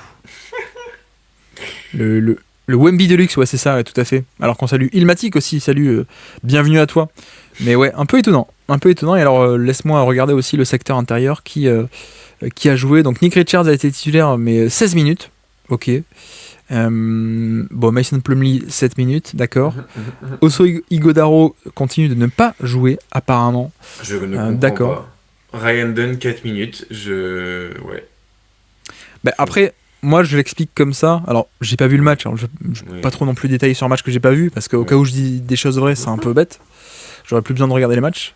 Mais non, mais je pense que la stratégie, tu vois, je vois le box score, je me dis, je pense que l'idée, ça a été de dire, on va essayer un peu d'espacer le terrain parce que t'as Zach Edey et Jaren Jackson et qu'il y a ce côté jeu des possessions, notamment aller au rebond, etc. Donc si on arrive un peu à les éloigner, ça peut le faire, quoi. Donc je pense que c'est un peu pour ça qu'on a dû jouer beaucoup avec Bol en poste 4 voire poste 5 sur pas mal de séquences. En image, là, on a vu, ici. On voit depuis tout à l'heure qu'il y a Kevin Durant et Bol ensemble sur le terrain, mais pas d'autres pivots, quoi, tu vois. Donc, je pense que c'était un peu l'idée de ça. Et pour Ryan Dunn, à mon avis, c'est que où est-ce qu'il va être utile, quoi. Parce que c'est Ja Morant, c'est Jaren Jackson, les sources d'attaque. Donc, tu te dis, il n'y a peut-être pas besoin d'avoir un ailier qui défend le point d'attaque, peut-être. Tu vois, je raisonne un peu comme ça. Je pense que ça a été le raisonnement de dire, bon, bah, on n'a pas un gros ailier à défendre, et en plus, il va nous pénaliser le spacing. Donc, allons-y à fond sur le spacing, quoi. Mais moi j'aime bien quand même le spacing vertical qu'ils peuvent apporter lui et Ryan Dunn, mais bon, tu vois les moments où je les avais vus un petit peu jouer, et je trouve que ouais ça apporte quand même du dynamisme sur les écrans. Par contre ça demande d'avoir une attaque qui est pas du tout statique. Et c'est un peu le problème de cette attaque autour de Durant et Booker, c'est que c'est quand même pas une attaque de mouvement, quoi. Je pense qu'il fit très bien mieux dans une... tu vois, lui ou Ryan Dunn dans l'équipe de Memphis, je pense qu'il fitterait beaucoup mieux, par exemple. Mais bon, on n'est pas là pour refaire le monde. Alors que c'est... Pardon, j'ai perdu le message. Kiko qui nous dit bonsoir d'abord. Bonsoir à toi. Memphis a pris 20 rebonds offensifs. Ouais, effectivement. Donc ça...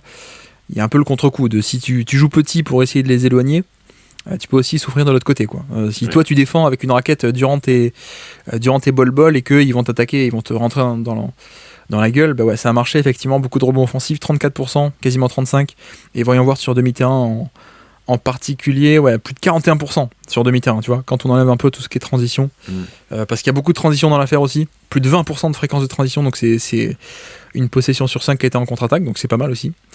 Donc ouais, en gros, hein, c'est beaucoup de points faciles en contre-attaque, des rebonds offensifs. Ça a été un peu la recette parce que de l'autre côté, ouais, ils shootent quoi ? Ils shootent pas très bien à 3 points, Memphis, 31%. Ils vont pas tant que ça au panier. Ouais, donc c'est un peu le match-up de ce côté-là. On nous dit aussi, Ilmatic nous dit, Tyus Jones joue beaucoup trop et prive Booker de ballon à la création. Ouais, c'est un peu le problème de Jones, hein, c'est-à-dire que... Enfin, je sais pas, c'est l'aspect de il fallait un meneur alors qu'en vérité, peut-être pas forcément, quoi. Non, c'était jamais le problème qu'il fallait un meneur. Au contraire, il y avait déjà pas assez de... Comment dire ? Ils avaient déjà des mecs qui étaient capables de créer, ils avaient pas besoin d'un mec qui porte la balle à côté de eux qui était en train d'essayer de créer. C'est pas des mecs qui sont dynamiques off-ball, en fait, donc je comprends pas l'intérêt d'être allé chercher un mec qui tire la balle, quoi. Il aurait mieux valu peut-être un connecteur de plus ou un shooter d'élite ou un mec comme ça, quoi, au final. Quand tu regardes les stats, évidemment, Booker, il est beaucoup plus assisté, notamment sur les 3 points cette saison que l'année dernière. Mais tu vois, t'as pas gagné beaucoup en compétitivité, quoi. T'as juste changé une tendance, mais t'as pas changé grand-chose en termes de compétitivité offensive. Après, tu vois, alors que là, on voit à l'image un des premiers systèmes du match, et on voit exactement ça. C'est-à-dire qu'on a Booker qui va isoler, il va attaquer Jalen Wells. On a une sortie d'écran pour Bol qui est posée par Nick Richards, tout en haut du terrain, plein centre. Voilà, et donc le but c'est quoi ? C'est de vider la raquette. Jaren Jackson qui doit monter, il doit suivre Bol tout en haut, donc il peut pas être autour du panier. Je sais pas si tu vois, je vais le mettre en plein écran. Regarde notre ami Zach Edey qui défend pas du tout Nick Richards pour le coup. Lui il rôde autour du panier. Donc tu vois, je pense que on s'attendait un peu à ça, à côté Phoenix. Et donc on a essayé ce côté line-up très shooting. Et là, Zakidi, il s'en fiche. Hein. Il reste proche du panier. Bref. De quoi on parlait Oui, non, je pense que, tu vois, Jones, pour le coup, à ce prix-là, ça se fait. Je veux dire, le mec est en minimum, c'est un vrai bon joueur, tu le fais. Mais peut-être que, comme dit Ilmatic, peut-être que tu peux faire le coup et le faire sortir du banc ou je sais pas quoi, ou le faire jouer 20 minutes, et que t'as pas besoin qu'il ait autant de ballons et qu'il prive la balle des titulaires. C'est vrai qu'il est au minimum, j'avais oublié cette info. Oui, parce que tu vois, c'est même pas comme s'ils avaient dépensé genre 15 millions ou 20 millions pour l'avoir. Quoi. L'affaire est quand même assez cool, mais bon. C'est un bon point.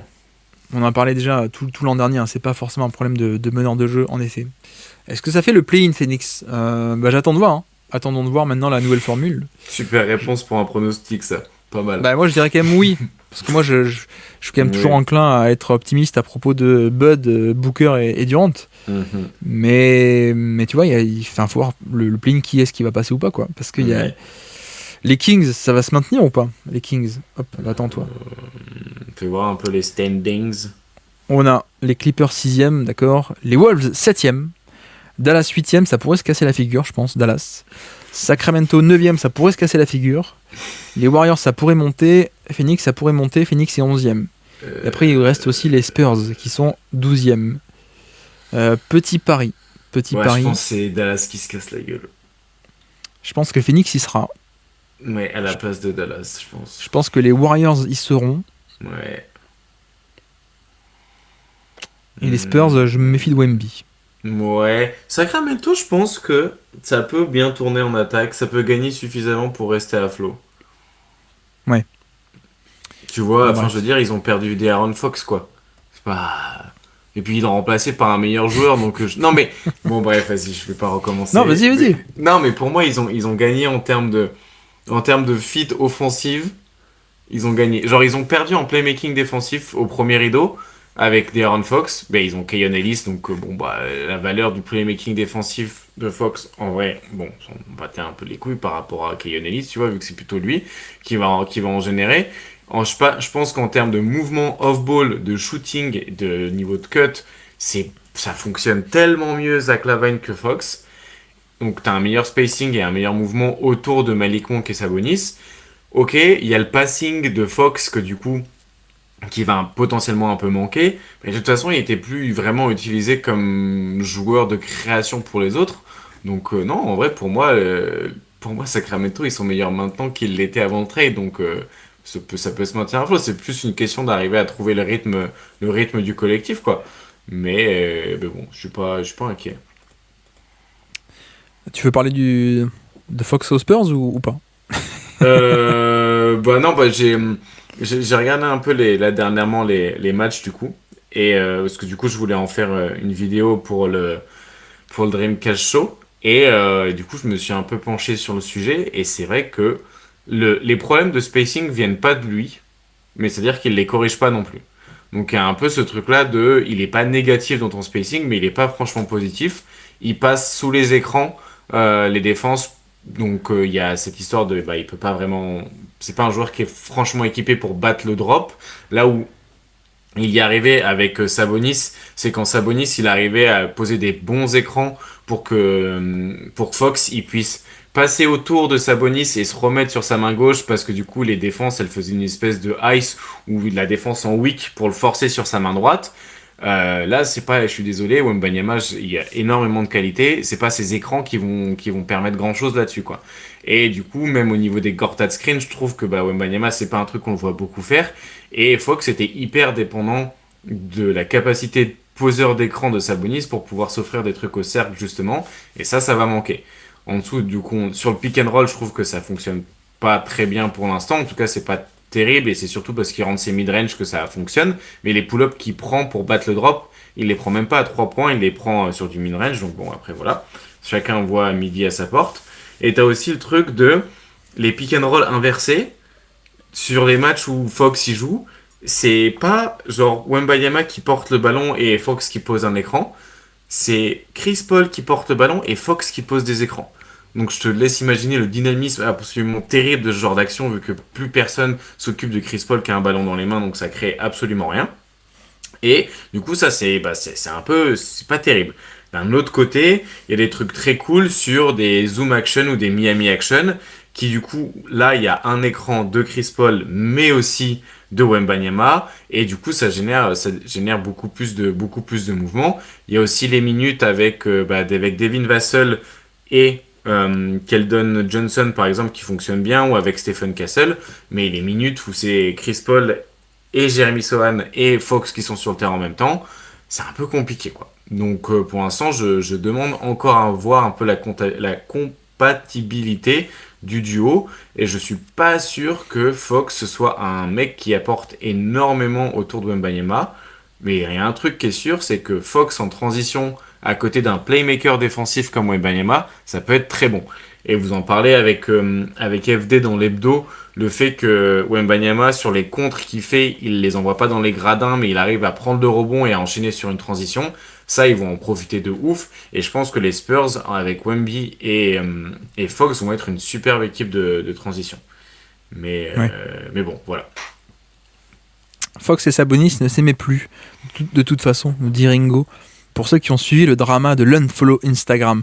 Alors ça, j'avoue que c'est un truc, je ne comprends pas. Alors au début, tu vois, tu te fais avoir quand c'est nouveau. Genre, tu fais ton truc dans ton coin et tu dis, ah mince, les mecs sont allés chercher qui est-ce que j'ai liké ou pas liké. Oui. Mais maintenant que ça se sait. Non, qu'il y a des bots qui sont, il y a des bots qui sont capables de vérifier. Genre, il y a un compte Instagram, il y a un compte Twitter, c'est littéralement, il dit qui a follow qui et qui a défollow qui sur dans le monde Twitter, mais oui. quoi. Dans le monde NBA. Mais en fait, je veux dire, si tu t'embrouilles avec quelqu'un et que t'as pas envie que ça se sache, ou pas forcément, que t'as pas envie bah tu l'unfollow pas. Enfin, je veux dire, c'est quoi, c'est... je sais pas, tu vois, au début, que des mecs soient fait avoir au début, bon, ok. Ouais. Mais maintenant, on le sait, quoi. C'est question d'unfollow, je trouve ça, c'est... On dirait qu'ils ont jamais regardé Gossip Girl, quoi. Genre, vous savez pas gérer du drama correctement. Non, mais franchement, je te jure, ils ont tellement à apprendre de Blair et Serena, c'est démentiel. Bref, donc voici pour ce match-là. Et à noter, qui est-ce qui était absent côté Phoenix ? Il n'y avait pas Bradley Beal, il n'y avait pas Micic, il n'y avait pas Cody Martin, d'ailleurs, c'est vrai. Il n'y avait pas Micic, c'est vrai que tu as bien fait de préciser qu'il n'y avait pas Micic au cas où. Il n'y avait pas Monte Morris non plus, donc c'est pour ça que Ty Washington peut-être a joué 13 minutes de Ty Washington, qui rebondit apparemment à Phoenix, je ne savais pas. L'ancien meneur de Kentucky, qui était à ses côtés, drafté premier tour, je crois, par les Rockets, qui n'avait pas fait long feu, 29e. Et après, il est vite parti, non ? Genre, il s'est taillé. Bah, je crois qu'il était passé par Memphis d'ailleurs. Okay. Mais bref. Ouais, ça me dit rien. Ça va au-delà de l'unfollow, il a déjà répondu en commentaire Insta en me disant on a été coéquipiers, on n'est pas obligé d'être très proches. Ouais, ok. Ça, c'est qui ? C'est Sabonis ou c'est Fox qui a dit ça ? Parce que Fox, il a aussi fait non, mais est-ce que vous êtes triste pour votre coach ? Ah, vous savez, il est viré, mais il va quand même avoir des indemnités. Hein. Ça, c'est pas mal ça. Elle était pas mal ça là aussi, comme déclare. Elle était propre. Fox qui a dit ça, ouais, d'accord. Ouais, bah, ça colle avec Fox alors. Ça colle. Parce que le coup de. Vous êtes triste ou pas ? Alors pour Mike Brown, vous avez côtoyé et tout. Non, je suis pas triste, il va toucher de l'argent, les mecs. Ça va, on se calme, quoi. Bon, bref. On a fait les 3 matchs, il reste le 4e. C'est celui dont tu voulais nous parler un peu en détail. Toronto contre les Sixers, victoire de Toronto 106-103. Dis-nous tout. Là par contre j'ai la pression parce que j'espérais secrètement que Ilmatic soit pas dans le chat parce que du coup bon c'est un peu l'expert tactique Sixers, du coup j'avais pas trop envie de raconter n'importe quoi. Là j'ai la VAR en direct, donc là dès que je vais raconter une connerie il pourra dire dans le chat non ça c'est pas vrai. Mais bon, du coup qu'est-ce qu'on va pouvoir, est-ce qu'on commence par regarder les stats de cleaning de glace ou je parle un peu tactique et après on regardera, enfin je parle un peu ce que dis-moi. Bah tiens, regardons peut-être les stats pour expliquer un petit peu pourquoi le match était serré. Mais en gros, on a du coup une équipe de Toronto qui a été assez impressionnante sur demi-terrain en attaque. Moi, j'ai trouvé très bonne. Et du coup, je vais aller un peu dans le détail des sets qu'ils ont mis en place ensuite. Mais du coup, sur de l'attaque de demi-terrain, je les ai trouvés très bons. Par contre, ils ont fait ils ont pas très bien joué en transition. Et d'ailleurs, c'est pour ça, en réalité, que du coup, les Sixers arrivent à rester dans le match. C'est parce que du coup, ils profitent des ballons perdus et de la transition. Et d'ailleurs, pour les Sixers, je trouve que malgré le match perdu, il y a une très bonne nouvelle. C'est que Quentin Grimes est un super joueur de basket. Oh, tiens.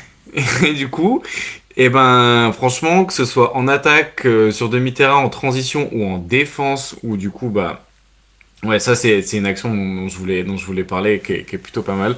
Mais du coup, ouais, il apporte énormément Quentin Grimes et il a pas mal joué. Mais du coup, c'est vrai que sur demi-terrain, Toronto a dominé.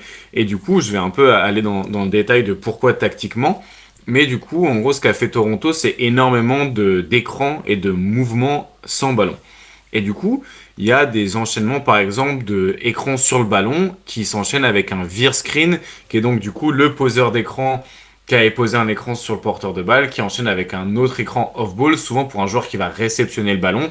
Et du coup, ça permet un peu d'avoir un enchaînement. Et en fait, si je vais citer beaucoup d'actions où il y a beaucoup d'écrans et de mouvements. Attends, juste, je peux décrire peut-être le veer screen, Mais si vous je voulez. t'en supplie. Oui, oui, je pense que tu le feras mieux que moi. Et je pense que Alors, si tu... Ah oui, super, il y a le je truc le fais en plus. paint, hein, grosso Eh modo. bah Donc ouais, ça, c'est pas le mal. porteur de balle. Voilà, il Ouais. a la balle. Hop.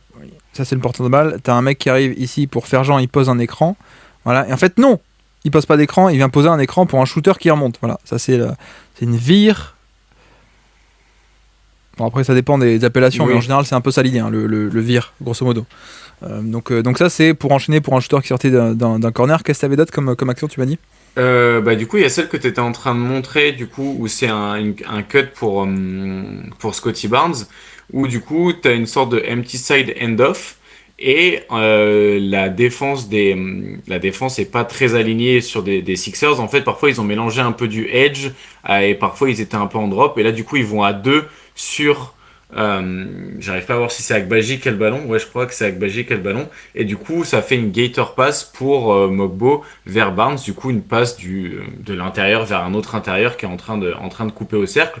Mais encore une fois, tu vois, ça échange entre des écrans, une passe, puis une autre qui était la réception d'un cut. Et en plus, ça permet de punir un peu Oubre qui était à l'opposé, qui défendait sur Grady Dick. Et même si Oubre est arrivé à temps, entre guillemets, bah, du coup, tu avais Grady Dick qui était ouvert à 3 points. Ouais. Et je trouve qu'en fait, ce qui est pas mal dans cette attaque des Raptors, c'est qu'ils ont beaucoup de connecteurs, oui, et d'assez bons passeurs en réalité en mouvement aussi. Et du coup, ils arrivent justement à enchaîner un peu ce type d'action. Et pas mal de fois aussi pour Quickley, ils ont joué des double drag, où du coup, c'était un moyen d'attaquer Tyrese Maxey et Joel Embiid en même temps. Et du Double coup, drag, hein, juste simplement, ouais, pick ouais, and roll à deux écrans. Voilà. exactement. Pick and roll à deux écrans, un 77 aussi, comme on l'appelait à Dallas à l'époque où ça allait faire des échanges. Ou c'était pas la défense qui gagnait les titres. C'était pas la défense blessée qui gagnait des titres. Et aussi, tu vois, un petit peu pour mettre en action les shooters, ou alors pour faire peur avec la menace de shoot, ils ont utilisé des actions en zoom twirl, donc c'est-à-dire que tu as une sorte de zoom action, et en fait, au lieu de remonter jusqu'au joueur qui a le ballon du end-off, il y a une coupe entre les deux écrans de la zoom action, qui sont donc un écran off-ball, puis un end-off, donc c'est un bon moyen, en fait, d'utiliser le peu de spacing qu'ils ont à bon escient pour vraiment créer le plus de chaos possible. Et du coup, bah, avec les couvertures défensives, comme le dit Ilmatic, des Sixers qui sont pas très bonnes, et bah, ils ont été un peu en difficulté. Et en fin de match, les Sixers, ils sont un peu plus passés sur... Attends, juste pour dire, Vas-y, parce que vas-y. t'as dit des mots. Stagger, c'est deux écrans pour un shooter en sortie d'écran. Voilà. Voilà. Ça, c'est un stagger, c'est deux écrans empilés. Littéralement, staggered, si vous voulez, c'est littéralement empilé. Voilà. Voilà. Et en fait, le twirl, l'option de twirl, c'est quoi? C'est le mec ne prend pas les deux écrans d'affilée, il en prend seulement un. Hop, Voilà. il coupe au milieu. Et ensuite, c'est le premier poseur d'écran qui se retourne et qui utilise le deuxième écran. Voilà, c'est un peu Voilà. ça la twirl option. Donc en gros, hein, l'idée c'est d'avoir ces sets stagger ou alors zoom action, c'est pareil avec des jeux à 3 grosso modo, et de varier un peu les cuts et les manières d'utiliser ce jeu à 3 quoi. Bah oui, c'était un peu le moyen d'optimiser en réalité. Parfois, pas mal de non-shooters avec un shooter du coup qui a beaucoup de gravité et du coup générer un peu de chaos. Et à la fin du match, ils sont plutôt passés au niveau de l'attaque parfois en switch ou parfois en edge du côté des Sixers. Et du coup, le switch, c'était un moyen d'attaquer soit Yabusele, soit Maxi, soit Joel Embiid. Donc vraiment, les trois étaient des cibles et ils ont pas mal utilisé ça. Donc ça, c'était au niveau de l'attaque de Toronto. Et puis pour la défense, c'est une défense très agressive dans le terme un peu mental, entre guillemets, parce que en réalité, ils ont bouché la raquette le plus possible, quitte à laisser des shooters ouverts. Et c'est-à-dire qu'il y a des fois, même au niveau des écrans, quand c'est des écrans sur le ballon, des pick and roll, ils font des stunt and recover, ou ils font des switch double and recover. Le but, c'est vraiment qu'il n'y ait pas de possibilité de drive ou d'aller au cercle facilement, quitte à encaisser les 3 points. Et on a eu aussi pas mal d'utilisation d'avoir un safety un petit peu défensif. Et Scottie Barnes, je l'ai trouvé très bon là-dedans. Scottie Barnes qui a aussi été pas mal à défendre le post-up de Joel Embiid. Joel Embiid qui est pas à 100%, mais bon, faut quand même arriver à le défendre sur du post-up. Très impressionné par le match défensif de Barnes et par vraiment l'agressivité et la coordination défensive des Raptors sur demi-terrain, qui font en fait un excellent match sur demi-terrain. Et s'ils n'avaient pas autant perdu de ballon en transition, je pense que le match serait pas aussi serré. Et après, du côté de Philadelphie, on a vu parfois un peu de motion qui s'enchaînait avec un pick and pop, ou alors des Iverson screen qui s'enchaînaient aussi avec des pick and pop. Ça, pas mal pour Yabusele. On a vu un peu pick and pop pour Embiid aussi, ou juste des ballons sur le poseur d'écran. J'ai bien aimé, moi, quand il y a des moments où ils mettent en action Maxi et Paul George sur des pin down action. Je trouve que leur gravité off-ball, elle se magnifie bien quand les deux sont utilisés ensemble. Paul George a joué donc il y avait Embiid, il y avait Paul George, il y avait Maxey, ils ont perdu contre les Raptors, c'est ça? Oui, et ils ont bien perdu, quoi. Genre ils ont perdu au niveau basket parce que du coup s'ils sont pas sauvés par la transition, c'est oui non mais c'est bon. Le match est bien. Hein. Le match est, enfin, je trouve que Toronto c'est en regardant jouer Toronto, je suis là genre bon, OK, genre il se passe quelque chose. Tu vois le truc un peu il se passe un truc à Portland, il y a des mecs qui jouent en rouge et noir de l'autre côté du pays, enfin pas du pays du coup pour le coup, du continent, et qui sont tout aussi intéressants, dans un autre style. Mais... Tu parles de Julien Sorel, c'est ça? Julien Sorel, non, pour moi le rouge et noir c'est... comment il s'appelle le mec de Grenoble là, Bergès. C'est pas Bergès le rouge et noir? Non. Chacun ses références. C'est peut-être même pas Bergès en plus. Mais... et du coup, après défensivement, et comme je disais, ils ont essayé de cacher la cible défensive qui est Maxi et le manque de mobilité de Embiid, mais ils ont pas trop réussi, et ni le drop ni les fois ils ont essayé de passer sur du switch ou du edge n'a marché. Mais par contre je voulais vraiment ressouligner le super apport de Grimes, et je crois que Ilmatic l'a souligné aussi, mais il y a une bonne entrée de G. Butler, qui n'est pas Jimmy Butler, mais Jared Butler, mais qui reste quand même une acquisition intéressante pour nos amis les Sixers. Donc, Jared voilà. Butler, waouh! Jared Butler, qui, 40e pick de 2021, mais qui est encore assez jeune, 24 ans. Ok. Et moi, je voulais quand même noter que Emmanuel Quickley a bouffé Tyrese Maxey. Donc voilà, j'ai quand même fait un peu... La seule raison pour laquelle tu as voulu voir ce match, c'était juste pour ça. C'est exact. Je suis terrible, mais c'est exactement pour ça que j'ai regardé le match à la base. Et je suis pas déçu d'avoir regardé. Mais comme... Ah, c'est Stendhal. Oh là là, désolé. Ah, mais tu l'avais vraiment pas tout à l'heure, la ref? D'accord, ok. Non, mais attends, la dernière fois que j'ai ouvert un bouquin, c'était... c'est sûrement celui de Mike Prada en vrai, donc bon, voilà, pour te dire où est-ce qu'on en est. T'as fait les coloriages? J'ai fait je sais même pas faire des coloriages correctement pour le coup, donc non plus. Et voilà. Ah, merci, duel de joueurs mystère à l'époque, exactement, abracadabra, tout à fait. Ah, ok. Non, mais sur ce côté, Maxey et Quickley, j'étais aussi dans le bateau de... il n'y a pas tant de distance que ça, que ce que vous pensez peut-être. C'est juste que Quickley a été un peu mauvaise saison 2024 parce qu'on l'a pas fait jouer, parce qu'il fallait l'échanger, contrat, etc. Il a été un peu blessé, mais non, mais je suis d'accord que... En plus, dans le fond, je suis d'accord que Quickley, c'est quand même hyper intéressant. Ouais, moi j'aime beaucoup. Et je l'ai trouvé très à l'aise. Tu vois, il avait fait un premier retour de blessure où tu sentais qu'il n'était pas à 100%. Là, je l'ai senti beaucoup plus à l'aise dans ses drives, dans les prises d'appui. Tu vois, il a fait 2-3 jump pass, donc ces passes que tu fais seulement après avoir quitté le sol, mais elles étaient bien amenées. Et c'est vrai qu'il a quand même une sacrée envergure et une belle vision de jeu, donc il a des angles de passe qui sont quand même pas anodins pour un meneur. Donc ouais, non, franchement, j'ai kiffé mon match. Effectivement. Et alors au niveau intérieur, tu nous as pas dit, mais la défense de Butler, de Embiid, c'était quoi? C'était les prises à deux, c'est ça? Sur Embiid, ouais, il y a eu des prises à deux. Il y a des fois où Barnes a défendu en individuel quand il recevait le ballon en bas. Et sinon, Mogbo et Orlando Robinson, je crois, était aussi très agressif sur lui, sur ses mains, quand il avait le ballon en périphérie. Et du coup, ils l'ont fait perdre un peu la balle là-dessus. Mais je crois qu'il y a même une perte de balle d'Embiid qui est il se fait siffler 3 secondes dans la raquette, tellement ils n'arrivent pas à l'atteindre sur le post-up. Donc en fait, il y a des fois, ils attendaient qu'il ait le ballon pour être à deux dessus. Et en plus de ça, ils le mettaient en grande difficulté pour pouvoir rien que recevoir les ballons au post-up. Donc ça a été une défense. La défense est hyper agressive et t'as l'impression qu'il y a toujours au moins un mec ou deux, voire parfois trois, qui a un pied dans la raquette chez les Raptors, quoi. C'est vraiment une volonté de couper l'accès à la peinture qui est assez bluffante et ils s'en sont franchement bien sortis. Et ils ont aussi la longueur et la mobilité chez quasiment tous leurs joueurs présents sur le terrain, avec le 5 majeur en tout cas, pour couvrir de l'espace. Mais tu vois, là, sur les actions que tu montres, où il perd le ballon Embiid, t'as genre 5 mecs dans la raquette, quoi. C'est assez bluffant. Et l'action en fin de match, là, c'est piqué dans le maxé, ils sont à 2 sur le ballon, il fait la passe en pick and pop à Embiid qui est totalement ouvert à 3 points, et on sait pas pourquoi il prend pas le tir alors qu'ils sont à moins 2. Il hésite, et il attaque finalement, il prend pas le 3 points ouvert. Ça c'était un peu bizarre quand même comme action. Ça finit en interception de l'autre côté, lancer franc ou poignet, je sais plus, non, lancer franc. Donc bref, le match a été perdu au clutch en plus, mais non, mais je te pose la question parce que moi j'aime bien Mogbo en fait. Oui, Jonathan Mogbo. Je découvre un peu. J'avoue que j'étais plus dans le secteur intérieur des Raptors. J'étais plus en amour pour Jacob Poeltl, mais je pense que du coup il va beaucoup moins jouer sur la fin de saison parce que je suis pas sûr qu'il veuille gagner trop de matchs non plus.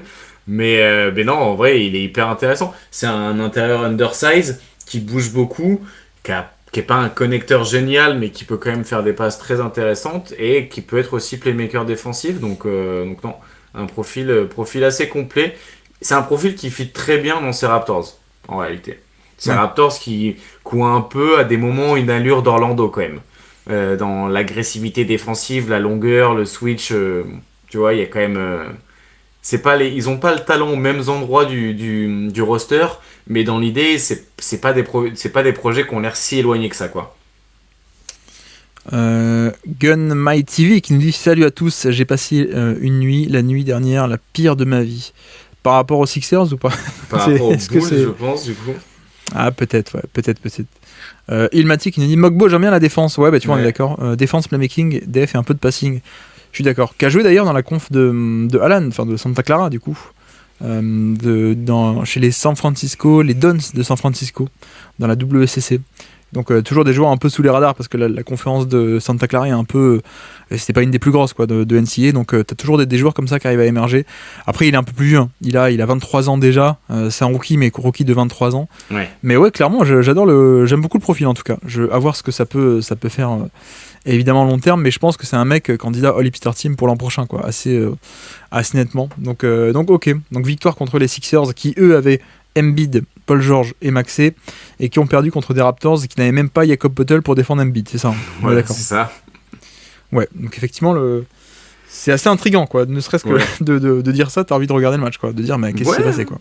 Et en fait, moi, je les avais vus bien jouer déjà contre des Celtics au complet, et c'est ça qui me fait dire que c'est pas juste un coup du hasard et que c'est pas juste un coup de pas de bol, mais c'est vrai qu'Ilmatic dit qu'elle est déprimante leur saison aux Sixers, et c'est vraiment le cas. Elle est vraiment déprimante parce que même au complet, tu gagnes pas. Et en plus, c'est même pas tu gagnes pas, c'est que tu joues pas. C'était pas terrible comme jeu, quoi. En termes d'animation offensive, c'est pas bon. Discipline défensive, c'est pas très bon non plus. Les moments où ils sont le plus intéressants, à la limite, c'est quand Embiid est pas sur le terrain, mais c'est parce que c'est là où ils ont le plus de repères. Et le problème, c'est que défensivement, quand il n'y a pas Embiid sur le terrain, c'est Yabusele qui joue pivot. Et c'est juste trop... Il y a trop de compromis, quoi. Donc, ouais. Bah après, tu vois, on dit au complet. Pour moi, ils sont pas au complet, même s'il y a tout le monde. Oui, je vois ce que tu veux dire. Parce qu'il n'y a pas Embiid, en fait. Embiid, il fait des allers-retours. Voilà, il joue contre Détroit, il joue contre Charlotte, il joue contre Toronto. Mais il n'y a pas de saison, quoi, on a compris. Mais d'ailleurs, c'est un peu débile, je trouve. Enfin, ils auraient dû l'arrêter complètement, quoi, de dire fin de saison, de toute façon, là, c'est perdu. On a compris que vous ne serez pas champion NBA, malheureusement. C'est un peu trop tard, il n'y a pas de... Voilà. Donc, en fait, vu que le mec a fait saison 2023, il allait à fond pour le MVP. Saison 2024, enchaîné avec les JO aussi, alors qu'il aurait peut-être pas dû. Clairement, il y a un côté kilométrage qui, en plus, chez lui, peut-être qu'il ça aurait valu le coup de dire assez tôt là dans la saison, non mais on arrête, tu te fais opérer, ou alors, enfin je sais pas comment ça marche, hein, je suis pas docteur, mais le reset total, quoi, de dire, allez, on laisse, on punt pour l'année là, quoi. Bah ouais. Mais en même temps, quand tu payes au max Paul George, que tu le payes pour 4 ans, tu peux pas trop te permettre de punter aussi facilement, quoi, parce que tu l'as payé cher pour l'avoir 4 ans, mais sur les 4 ans, tu sais qu'il va être rentable ou intéressant, en tout cas il aurait dû l'être sur les 2 ou 3 premières, donc tu peux pas punter aussi facilement non plus, quoi, parce qu'en gros c'est genre, bon ben en gros t'as que l'an prochain, quoi. Après dans 2 ans il va commencer à être vieux, donc il sera pas rentable, donc la chance de titre va être moindre, etc. Donc ouais.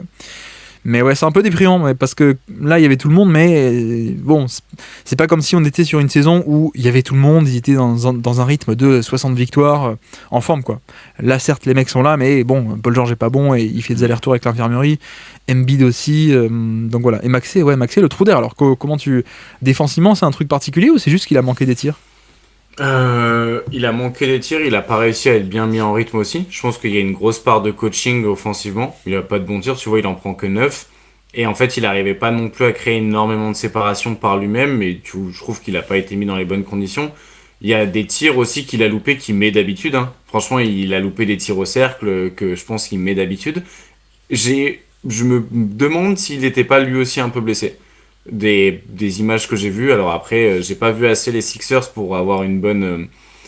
J'ai pas forcément une bonne baseline entre guillemets sur son niveau de jeu et sa forme physique du moment. Mais ouais, j'ai pas trouvé ça très très bon. Donc ouais, après il est bien défendu. En même temps, il est défendu par Emmanuel Quickley, hein, donc c'est pas étonnant. Non, mais... Le pic est seulement protégé top 6 en effet pour les Sixers, nous dit Kiko. Ouais, effectivement ça joue aussi, parce que tu peux pas trop tanker non plus, mais ouais, c'est un peu décevant. Et je sais que là tout le monde va parler du contrat de Paul George, et en effet, mais bon, attendons de voir avant de condamner, mais non, mais c'est toujours frustrant, quoi. Tu vois, t'as Daryl Morey qui est en mode bon, moi si je veux un mec, il faut que je pose un contrat max sur quelqu'un de 33 ans. Pour être sûr de l'avoir pendant 2 ans rentable, et après ce sera trop payé, mais au moins on l'aura eu pendant ces 2 premières années. Et de l'autre côté t'as les Lakers qui disent allô, Doncic, oui, ok. Voilà. Je pense que Daryl Morey il avait un peu les boules, hein, pour le coup. Ouais, tu m'étonnes. Moi, je pense que tout le monde, hein, je pense que Brad Stevens, qui a l'habitude de faire des bons coups, il a vu ça, il a dit ah le bâtard. Non, il a sans doute dû même dire mais les gars, moi j'aurais même lâché Tatum, quoi. Ah bah il aurait eu raison. Ouais, alors ça, apparemment j'ai créé un débat alors que je ne pensais pas. Non, parce que j'ai retweeté un truc en mode, tu sais, il y a une news qui est sortie. Apparemment, Dallas aurait démarché les Bucks pour Giannis, mais ça on le savait déjà. En tout cas, c'était un peu dans l'actu. Et surtout les Wolves pour Edwards. Donc moi j'ai fait un peu un tweet débile, quoi, en mode ouais, le GM des Wolves doit être viré. Et apparemment tout le monde n'est pas d'accord là-dessus, tu vois. Non, finalement non, tu vois, il est quand même plus jeune, quoi. Il a 2 ans de moins. Ah oui, mais c'est-à-dire que je pense que je prends Doncic rookie plutôt qu'Anthony Edwards. C'est un peu. Rookie, peut-être pas. Ouais, je suis même pas sûr, tu vois. Mais là, en tout cas, oui, non, la démarche. Ce que j'ai vu comme argument de pourquoi tu le fais pas, c'est que t'es sûr que Doncic re-signe pas si t'es les Timberwolves, alors que Anthony Edwards, oui. Je suis à genre, bah non, ni l'un ni l'autre d'un côté en même temps. Si tu fais une équipe compétitive autour de Doncic et tu peux gagner, bah peut-être qu'il va rester finalement. Et à l'inverse, rien ne garantit que Anthony Edwards va rester non plus, du coup. Enfin, oui, c'est un peu. C'était le seul argument que j'ai vu, et c'est un argument que je comprends pas vraiment. Bah, ouais. Je sais pas. Non, mais moi je pense que je vois pas qui est-ce que t'aurais pu refuser d'échanger contre Doncic à part Jokic ou Mbanyama. Et Wembanyama, oui. Bah, même Giannis, hein, pour le coup, tu te dis, bon, Giannis, quand tu le connais, il va peut-être vouloir partir dans 6 mois. S'il y a une vraie offre en mode on vous propose Doncic pour Giannis, peut-être tu réfléchis, quoi. Parce qu'imagine, là, l'été prochain, dans 3 mois, t'as Giannis qui se dit, bah, je m'en vais, je veux partir. Tu dis, mais il fallait nous le dire avant, quoi. On a refusé Doncic, quoi. Ouais, mais du coup, en fait, tu vas chercher Doncic si t'es les Bucks pour pouvoir le remettre sur le marché, genre dans 6 mois, et dire maintenant, envoyer des trucs, envoyer des vrais trucs. Parce que tu vas pas pouvoir faire une équipe compétitive autour de lui, quoi. Ça va être compliqué, Brook Lopez en rim runner, vertical threat et tout, là. Doncic, ah oui, mais après, Doncic se barre 2 ans après, sans doute, si ça se trouve. Mais je prends Oui, 2 peut-être. ans de Doncic plus que 10 ans d'Anthony Edwards, c'est mon fou. 10 peut-être, je sais pas. Mais après, tu peux te dire aussi, mais en fait, si t'as une bonne équipe, pourquoi Pourquoi il partirait? Doncic après, il Gobert. peut tester le marché, mais... Non, mais tu Doncic vois, par Gobert, exemple, quand même, moi, j'aime bien, les Lakers l'ont fait le move, et personne n'a râlé. Hein. Alors que les Lakers, ils ont encore moins d'assets, encore moins de raisons d'arriver à le faire rester d'ici 1 an et demi, quoi. Bah, Et c'est pourtant, les ils l'ont Lakers. fait. Oui, mais je veux dire, Bah, parce que moi, tout le monde dit non, mais c'est les Lakers, il va re-signer. Je suis pas sûr, moi. Je oui. suis pas sûr. Mais il y a plus Pourquoi de il chances qu'il re-signerait re-signe. Mais pour moi, tu vois, je le verrais plus. Enfin, j'aurais plus confiance en projet des Wolves qu'en projet des Lakers. Mais j'ai encore plus confiance au projet des Lakers que j'ai confiance au projet des Bucks. Pour dire à quel point je pense que les Bucks c'était quand même un peu compliqué, quoi. Reprenons des messages un peu sérieux aussi, j'en ai manqué un. Nick Nurse est un peu décevant sur sur ce qu'il propose, je trouve, nous Ouais, dit Ilmatic.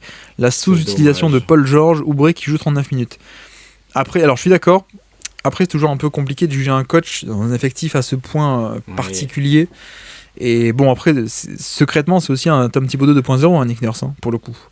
En mode faire jouer les gars beaucoup. Et non, et puis ça n'a jamais été un esthète de l'attaque non plus, quoi. Mais tu vois, quand tu parles de sous-utilisation, pardon, qu'est-ce Ouais. que. J'ai pas noté, par exemple, l'usage de Paul George, mais là encore, tu dis, bon, même s'il est peu utilisé, à quel point c'est parce qu'aussi il est blessé, quoi. Donc j'avoue que je suis un peu. Par rapport au coach, je suis très gentil en général sur ce Ouais. genre de situation parce que tu peux pas trop juger, quoi. En tout cas, c'est compliqué de voir, de savoir pourquoi le mec fait tel ou tel truc parce que l'effectif est limité, quoi. Ouais, c'est sûr. Puis, tu connais pas exactement aussi. Enfin, comment. Oui, c'est un peu les trucs tous autour de Paul George. J'ai un peu du mal à savoir même quelle est sa volonté à lui et à quel point il est en bonne condition physique. Donc, à quel point Nick Nurse il est pas en train de faire avec 3 bouts de bois, quoi. En tout cas, 3 bouts de bois en forme. Et à quel point ils sont pas aussi en mode bon, on fait pas un tanking à fond, Enfin, on n'y va pas à fond non semi-tanking. plus, mais on peut pas tanker à fond parce que sinon on perd le pic, quoi. Donc On met le semi-remorque. bah les gars, tanker un peu, non, jouer un peu et puis voilà, quoi. Mais non, peut-être qu'il Maxey a été déçu peut-être que ce triangle qui a été repêché pour le All-Star Game, peut-être il a été déçu de ça. Non, toi, qu'est-ce que t'en penses? Non, je ne sais pas. J'ai pas d'avis là-dessus. Tu l'aurais pas envoyé All-Star l'an passé, toi? Non. Non, mais alors au-delà de ce débat-là, tu vois, j'étais étonné de voir à quel point l'an dernier c'était genre bah oui, c'est évident. Et cette année, bah non, personne va râler s'il est pas All-Star, alors que il fait la même saison, Max. C'est juste qu'autour de lui, ça perd plus cette année que l'an passé, quoi. Mais bon, Oui. Bah, va donc à la conclusion que le All-Star Game, on sent. on sent. Voilà. On Exactement. Oui, sent le savon de Marseille. on sent le savon de Marseille. Et vu que t'as pas les bips installés, je vais pas aller plus loin que le savon de Marseille, mais voilà un petit peu ce qu'on en pense. Et Maxi, oui, bah il était. Je veux dire, si des joueurs dans d'autres contextes qui sont. Enfin, ça dépend juste de ton nombre de victoires, en fait, le All-Star Game. Donc voilà, c'est bon. Ça sert à rien d'aller plus loin là-dessus.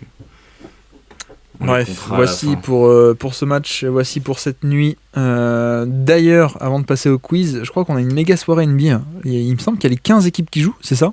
Ah bon? D'après, les 30, pardon, donc 15 matchs. Donc on a Pacers Wizards, bon, ok. Pourquoi on a 15 matchs? Je ne sais pas. Hornets Magic, Spurs Celtics qui peut être intéressant. Ouais. Cavaliers Raptors, Hawks Knicks, ouais, pourquoi pas celui-là. Ouais, Sixers Nets, voilà. non. Heat Thunder, peut-être. Ça dépend de Miami finalement. Ouais. Kings Pelicans, non. Giannis ne sera Wow. pas là, donc Bucks Wolves, difficile sans Giannis. Peut-être Suns Rockets, mais les Suns seront back-to-back. Donc ça, c'est un peu dommage, tu vois, pour le coup.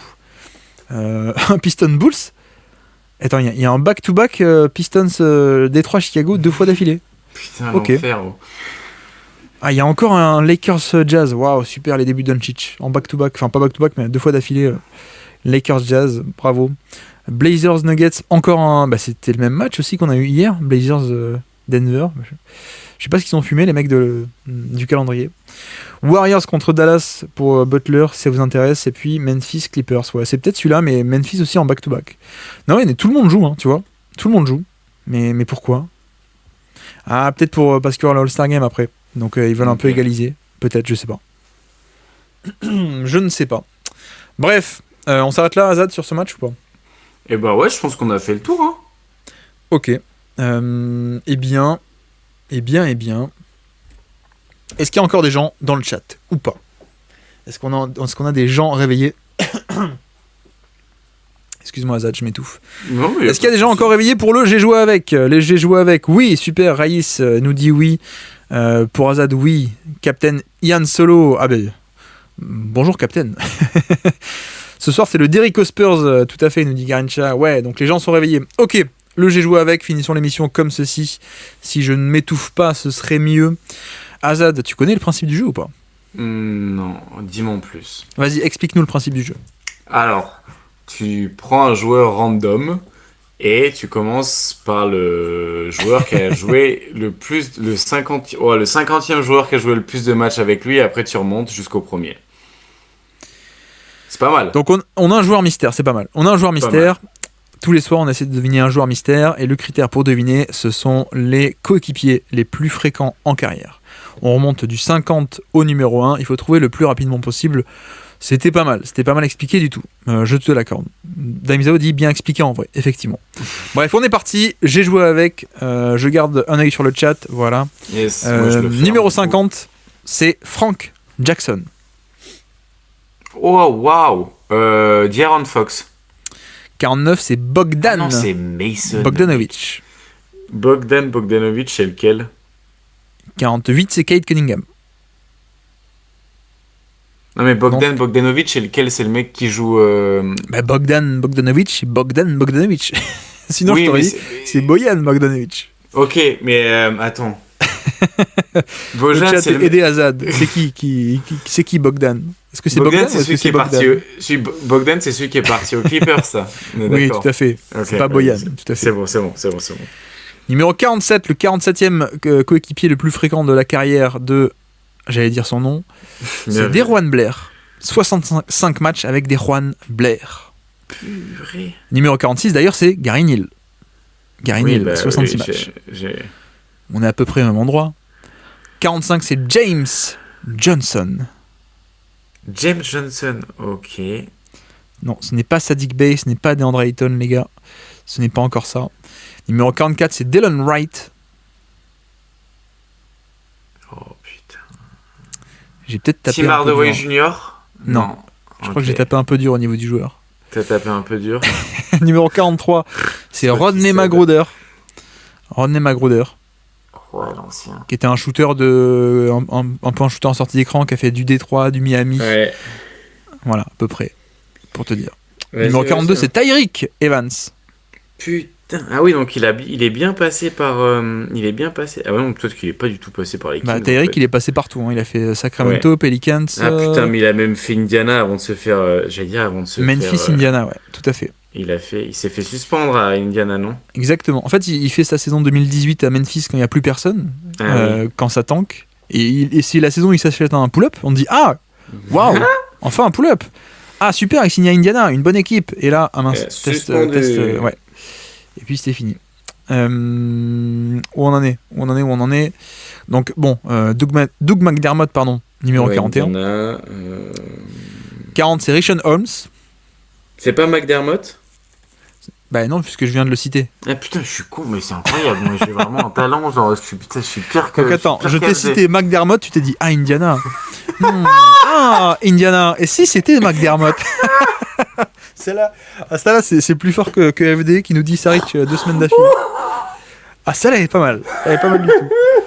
Oh non. Elle est pas au niveau de... Il a un frère en NBA, mais elle est pas mal aussi, quand même. Bref, 40, c'est Richaun Holmes. 39, c'est Luis Scola. Luis Scola. Où est-ce qu'il a joué avec Luis Scola? Ça me parle un peu. Ouais, c'est là, ok. Luis Scola. Non, c'est pas Buddy Hield. J'avance, hein. On a Lucas Nogueira. Pardon, Lance Stephenson d'abord. Lance Stephenson, numéro 38. Putain. 37, c'est Lucas Nogueira qui a joué. C'était aux Pacers, ça, non? Non, c'est Raptors. Il a fait que Raptors. Il a fait 51 matchs aux Raptors, ouais, tout à fait. Donc voilà. Numéro 36, c'est De'Aaron Fox. Donc un peu de Sacramento. Oui, puisque, oui. 94 matchs avec Darren Fox. Nemanja Bjelica aussi, 98 matchs. Putain, C'est plutôt. Tous les fonds de banc pourris, quoi. Exactement. Putain. Numéro 34, c'est Hamidou Diallo. Ah putain, donc il est passé au KC aussi? Mais c'est pas possible, il a bouffé à tous les rateurs. Non. Ah, c'était pas au KC, c'était à Détroit. Exactement. Oh, donc attends, on fait le bilan. Ouais, il a fait du Détroit, Indiana un peu, je crois. Bah si, il a fait Indiana. Oui. Peut-être pas. Et il a fait Sacramento. Et on a parlé de Deron Blair, Gary Neal. Et donc oui, il a fait les Spurs aussi. Et puis il y a l'ancienne en plus. Hein. Voilà, exactement. Donc ça a commencé aux Spurs il y a longtemps, parce que Gary Neal, Deron Blair, Gary Neal se fait échanger 2014, hein, je crois. Donc, même avant, 2013. Ouais, bah, Deron Blair, de toute façon, c'est pareil. Ce n'est pas George Hill, non. C'est pas George Hill, les gars. C'est pas George Hill, c'est pas George Hill, il joue plus en NBA, on est d'accord. Là, George Hill joue plus en NBA et je prends un joueur qui techniquement joue en NBA. Il a fait un match cette saison ou pas, le mec? Oui. Ok. Il a même joué contre... est-ce que c'est un indice? J'allais dire contre Boston il n'y a pas longtemps. Waouh, super pour me troubler. Oh là, l'enfer, je te déteste. Numéro 33, c'est Bismack Biyombo. Ouais, ça c'est Toronto du coup. Exactement. Numéro 32, c'est Marvin Bagley. Bon, Sacramento. Garrett Temple. Pas mal. Oh putain. Ah, j'y ai cru. Numéro 31, c'est Isaiah Stewart. Ouais, donc c'est les Pistons, c'est il n'y a pas si longtemps que ça, quoi. Et effectivement, il y a Garincha qui a trouvé dans le chat depuis le tout début quasiment. Oh, mais Garincha, en même temps, c'est un disque dur, ça compte pas. Après, Garincha, fan des Spurs. Ouais. Un mec qui a commencé aux Spurs. Deron Blair, Gary Neal. Ouais. Qui a fait... je peux t'aider un peu. Hein. C'est un meneur backup, grosso modo. Ok. Donc il a fait les Spurs, il a fait un peu de Pacers, il a fait un peu de Raptors à l'époque. À belle époque, hein, il a bien joué aux Raptors d'ailleurs. Il a bien joué aux Raptors. Il finissait certains matchs. Il a fait... Qu'est-ce qu'il a fait? Il a fait un peu de Détroit, mais on s'en fiche. Un peu de Kings. Actuellement, il est à Orlando. Il a fait un peu de Kings, il est à Orlando. Et il a un fils qui s'appelle Jésus. Et son père, il joue en NBA du coup? Oui. Putain, attends, quoi? Et sa femme, elle s'appelle Marie. Ah, donc là, c'est... putain, Corey Joseph. C'est Corey Joseph, ouais. Ok. Tout à fait, c'est Corey Joseph. Et franchement, je me suis dit, waouh, j'ai peut-être tapé un peu trop dur. Non, mais non, t'as bien fait, hein, mais... Et au bout de 3 noms, il y a Garincha qui me balance Corey Joseph. Je dis, ouais, ok. Bon, bah bravo, Garincha, Got Rincha, comme dit Daimzo dans le chat, ouais, tout à fait. Ah ouais, non, bravo. Très très fort. Et donc, j'ai essayé de te le faire deviner parce qu'il faut quand même qu'il nous reste le jeu de la fin, c'est le top 15. Qui sont les 15 joueurs avec qui il a le plus joué en carrière? Oh là là. C'est terrible. Avec qui? Mais je sais même pas. Le chat aussi, hein, vous pouvez jouer sur ce coup. Est-ce qu'il y a des trucs genre Danny Green? Non, c'est pas du tout la même époque. Danny Green, numéro 1, 229 matchs. Ouais, okay, coéquipier le plus fréquent, tout à fait. Toute la bande des Spurs, exactement. Tipeee, Tony Parker, 6ème. Duncan, 2ème, bravo. Et Ginobili est 8ème, tout à fait. Exactement. Oladipo, on nous dit Oladipo n'est pas dans le top 15. Oladipo, il est 26ème. Oladipo a été beaucoup blessé. Comment? Sabonis, du coup? Sabonis est 16ème aux portes du top 15, tu vois. Splitter, tu sais que je peux pas mettre de bip en live. Ouais, c'est vrai. Splitter est 9ème. Bravo Kiko. Kawhi Leonard, bravo, est 7ème également. 199 matchs avec Kawhi Leonard, tout à fait. On nous parle de Thaddeus Young, bien vu. Il est 11ème, Thaddeus Young. Bravo, Abracadabra. Tout à fait. On a des gens dans le chat très très forts pour le coup. On nous parle de Tony Parker, ouais, on l'a déjà dit. 6ème en effet. Patty Mills, qui a joué aux Spurs. J'ai failli dire Patty Mills à un moment et après je me suis ravisé. Vous savez où est-ce qu'il a commencé, Patty Mills, ou pas d'ailleurs?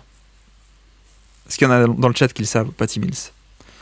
Bref. Danny Green, ouais, numéro 1. On l'a déjà dit, Garrincha. Il nous manque le numéro 3. Le numéro 3, il nous manque le numéro 5. Il nous manque le numéro 10. Là, vous avez beaucoup fait les Spurs, mais il a joué aussi beaucoup à Toronto, hein, au passage. Ouais. Donc, est-ce qu'il y a DeRozan? DeRozan, tout à fait. DeRozan est 10e. Kyle Lowry, 14e, bravo. Tout à fait. Amir Johnson. C'est la même époque, non? Je crois qu'il était parti à Boston à cette époque-là. Il était déjà parti à Boston. Il était peut-être pas déjà, ils sont peut-être un peu croisés, mais pas top 15, quoi, en tout cas. Valanciunas, bravo, tout à fait, Valanciunas est 15e, bravo Ringo. On nous parle de Pascal, c'est qui Pascal Garrincha? C'est qui Pascal? Pascal Siakam, je pense. Siakam, non.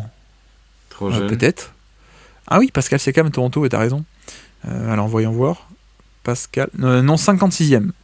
Il a joué que 55 matchs. Non, Corey Joseph, c'est un peu la période du début de l'ère Toronto. C'est un peu la période LeBronto d'ailleurs, tu vois. Oui. Siakam émerge un peu après, quoi. Siakam est encore champion de D-League à l'époque où Corey Joseph est dans les minutes de l'effectif. Qu'est-ce que t'as dit, pardon? Je sais plus. PJ Tucker. PJ Tucker, non. Il a pas dû jouer beaucoup avec PJ Tucker. Ok, dans ma tête, LeBronto, il y a un peu de PJ Tucker, mais... Ouais, Terrence il arrive Ross. Terrence Ross, qui a été proposé dans le chat par Eric aussi, non. Il est 22e, Terrence Ross. Miles Turner, non. Il est 18. Norman Powell est 19. Donc ça ne marche pas. Anunoby, non. Ah, merci, Garrincha. Boris Dio, et oui, tu vois. Boris Dio est 5e. Toi qui râlais en antenne sur FD, qui n'arrivait pas à trouver Boris Dio. Bravo, Azad. Le troisième, le numéro 3. Troisième coéquipier le plus fréquent de la carrière de Corey Joseph. Apparemment, il a critiqué les Raptors et c'est ce qui les a bien fait jouer. T'as pas vu passer ça aujourd'hui sur Twitter? Non. C'était un shooter. C'est le Red Mamba. C'est qui le Red Mamba? Brian Scalabrine? Non, ça c'est le White Mamba, ça. Ah bon? Le Red Mamba? Ah, c'est... Tu l'adores. Matt Bonner? Exactement. Matt Bonner. Ah, parce que j'aime le bonheur, ok. Ou la version traduite, bon bref. Je pensais plutôt à l'anglais, ouais. Oui, ça marche, pas de souci. Numéro 12, on parle d'un poste 4 du futur, mais dans le passé. C'est-à-dire qu'il aurait pu être le poste 4 du futur, mais bon, il était peut-être pas assez bon, mais dans le profil, un poste 4 fuyant, comme on dit. Poste 4 shooter de Kentucky, qui était le vétéran de l'équipe de Kentucky. Mais je crois qu'il y a un mec qui l'a dit. Ah, exactement, ok. Ah, tu triches, tu regardes le chat. Bah, maintenant qu'on a fini le truc, oui, je regarde un peu quand même. Effectivement, on a dit tout le monde. On a dit tout le top 15, bravo. Bravo à vous, bravo à Azad pour ce quiz. Bah, avec on va pouvoir s'arrêter là. Hein. C'était cool, non? C'était fun. C'était cool, c'était très cool.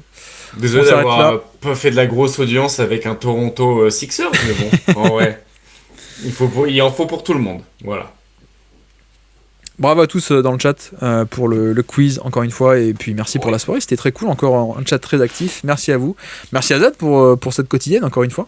Eh ben écoute, avec grand plaisir, puis on se retrouve ce week-end, normalement, s'il n'y a pas encore de déconvenus. Bon, pas que c'est moi qui déconvienne d'habitude, mais ouais, on se retrouve ce week-end, quoi, tout simplement. Donc là, les auditeurs ne comprennent plus rien.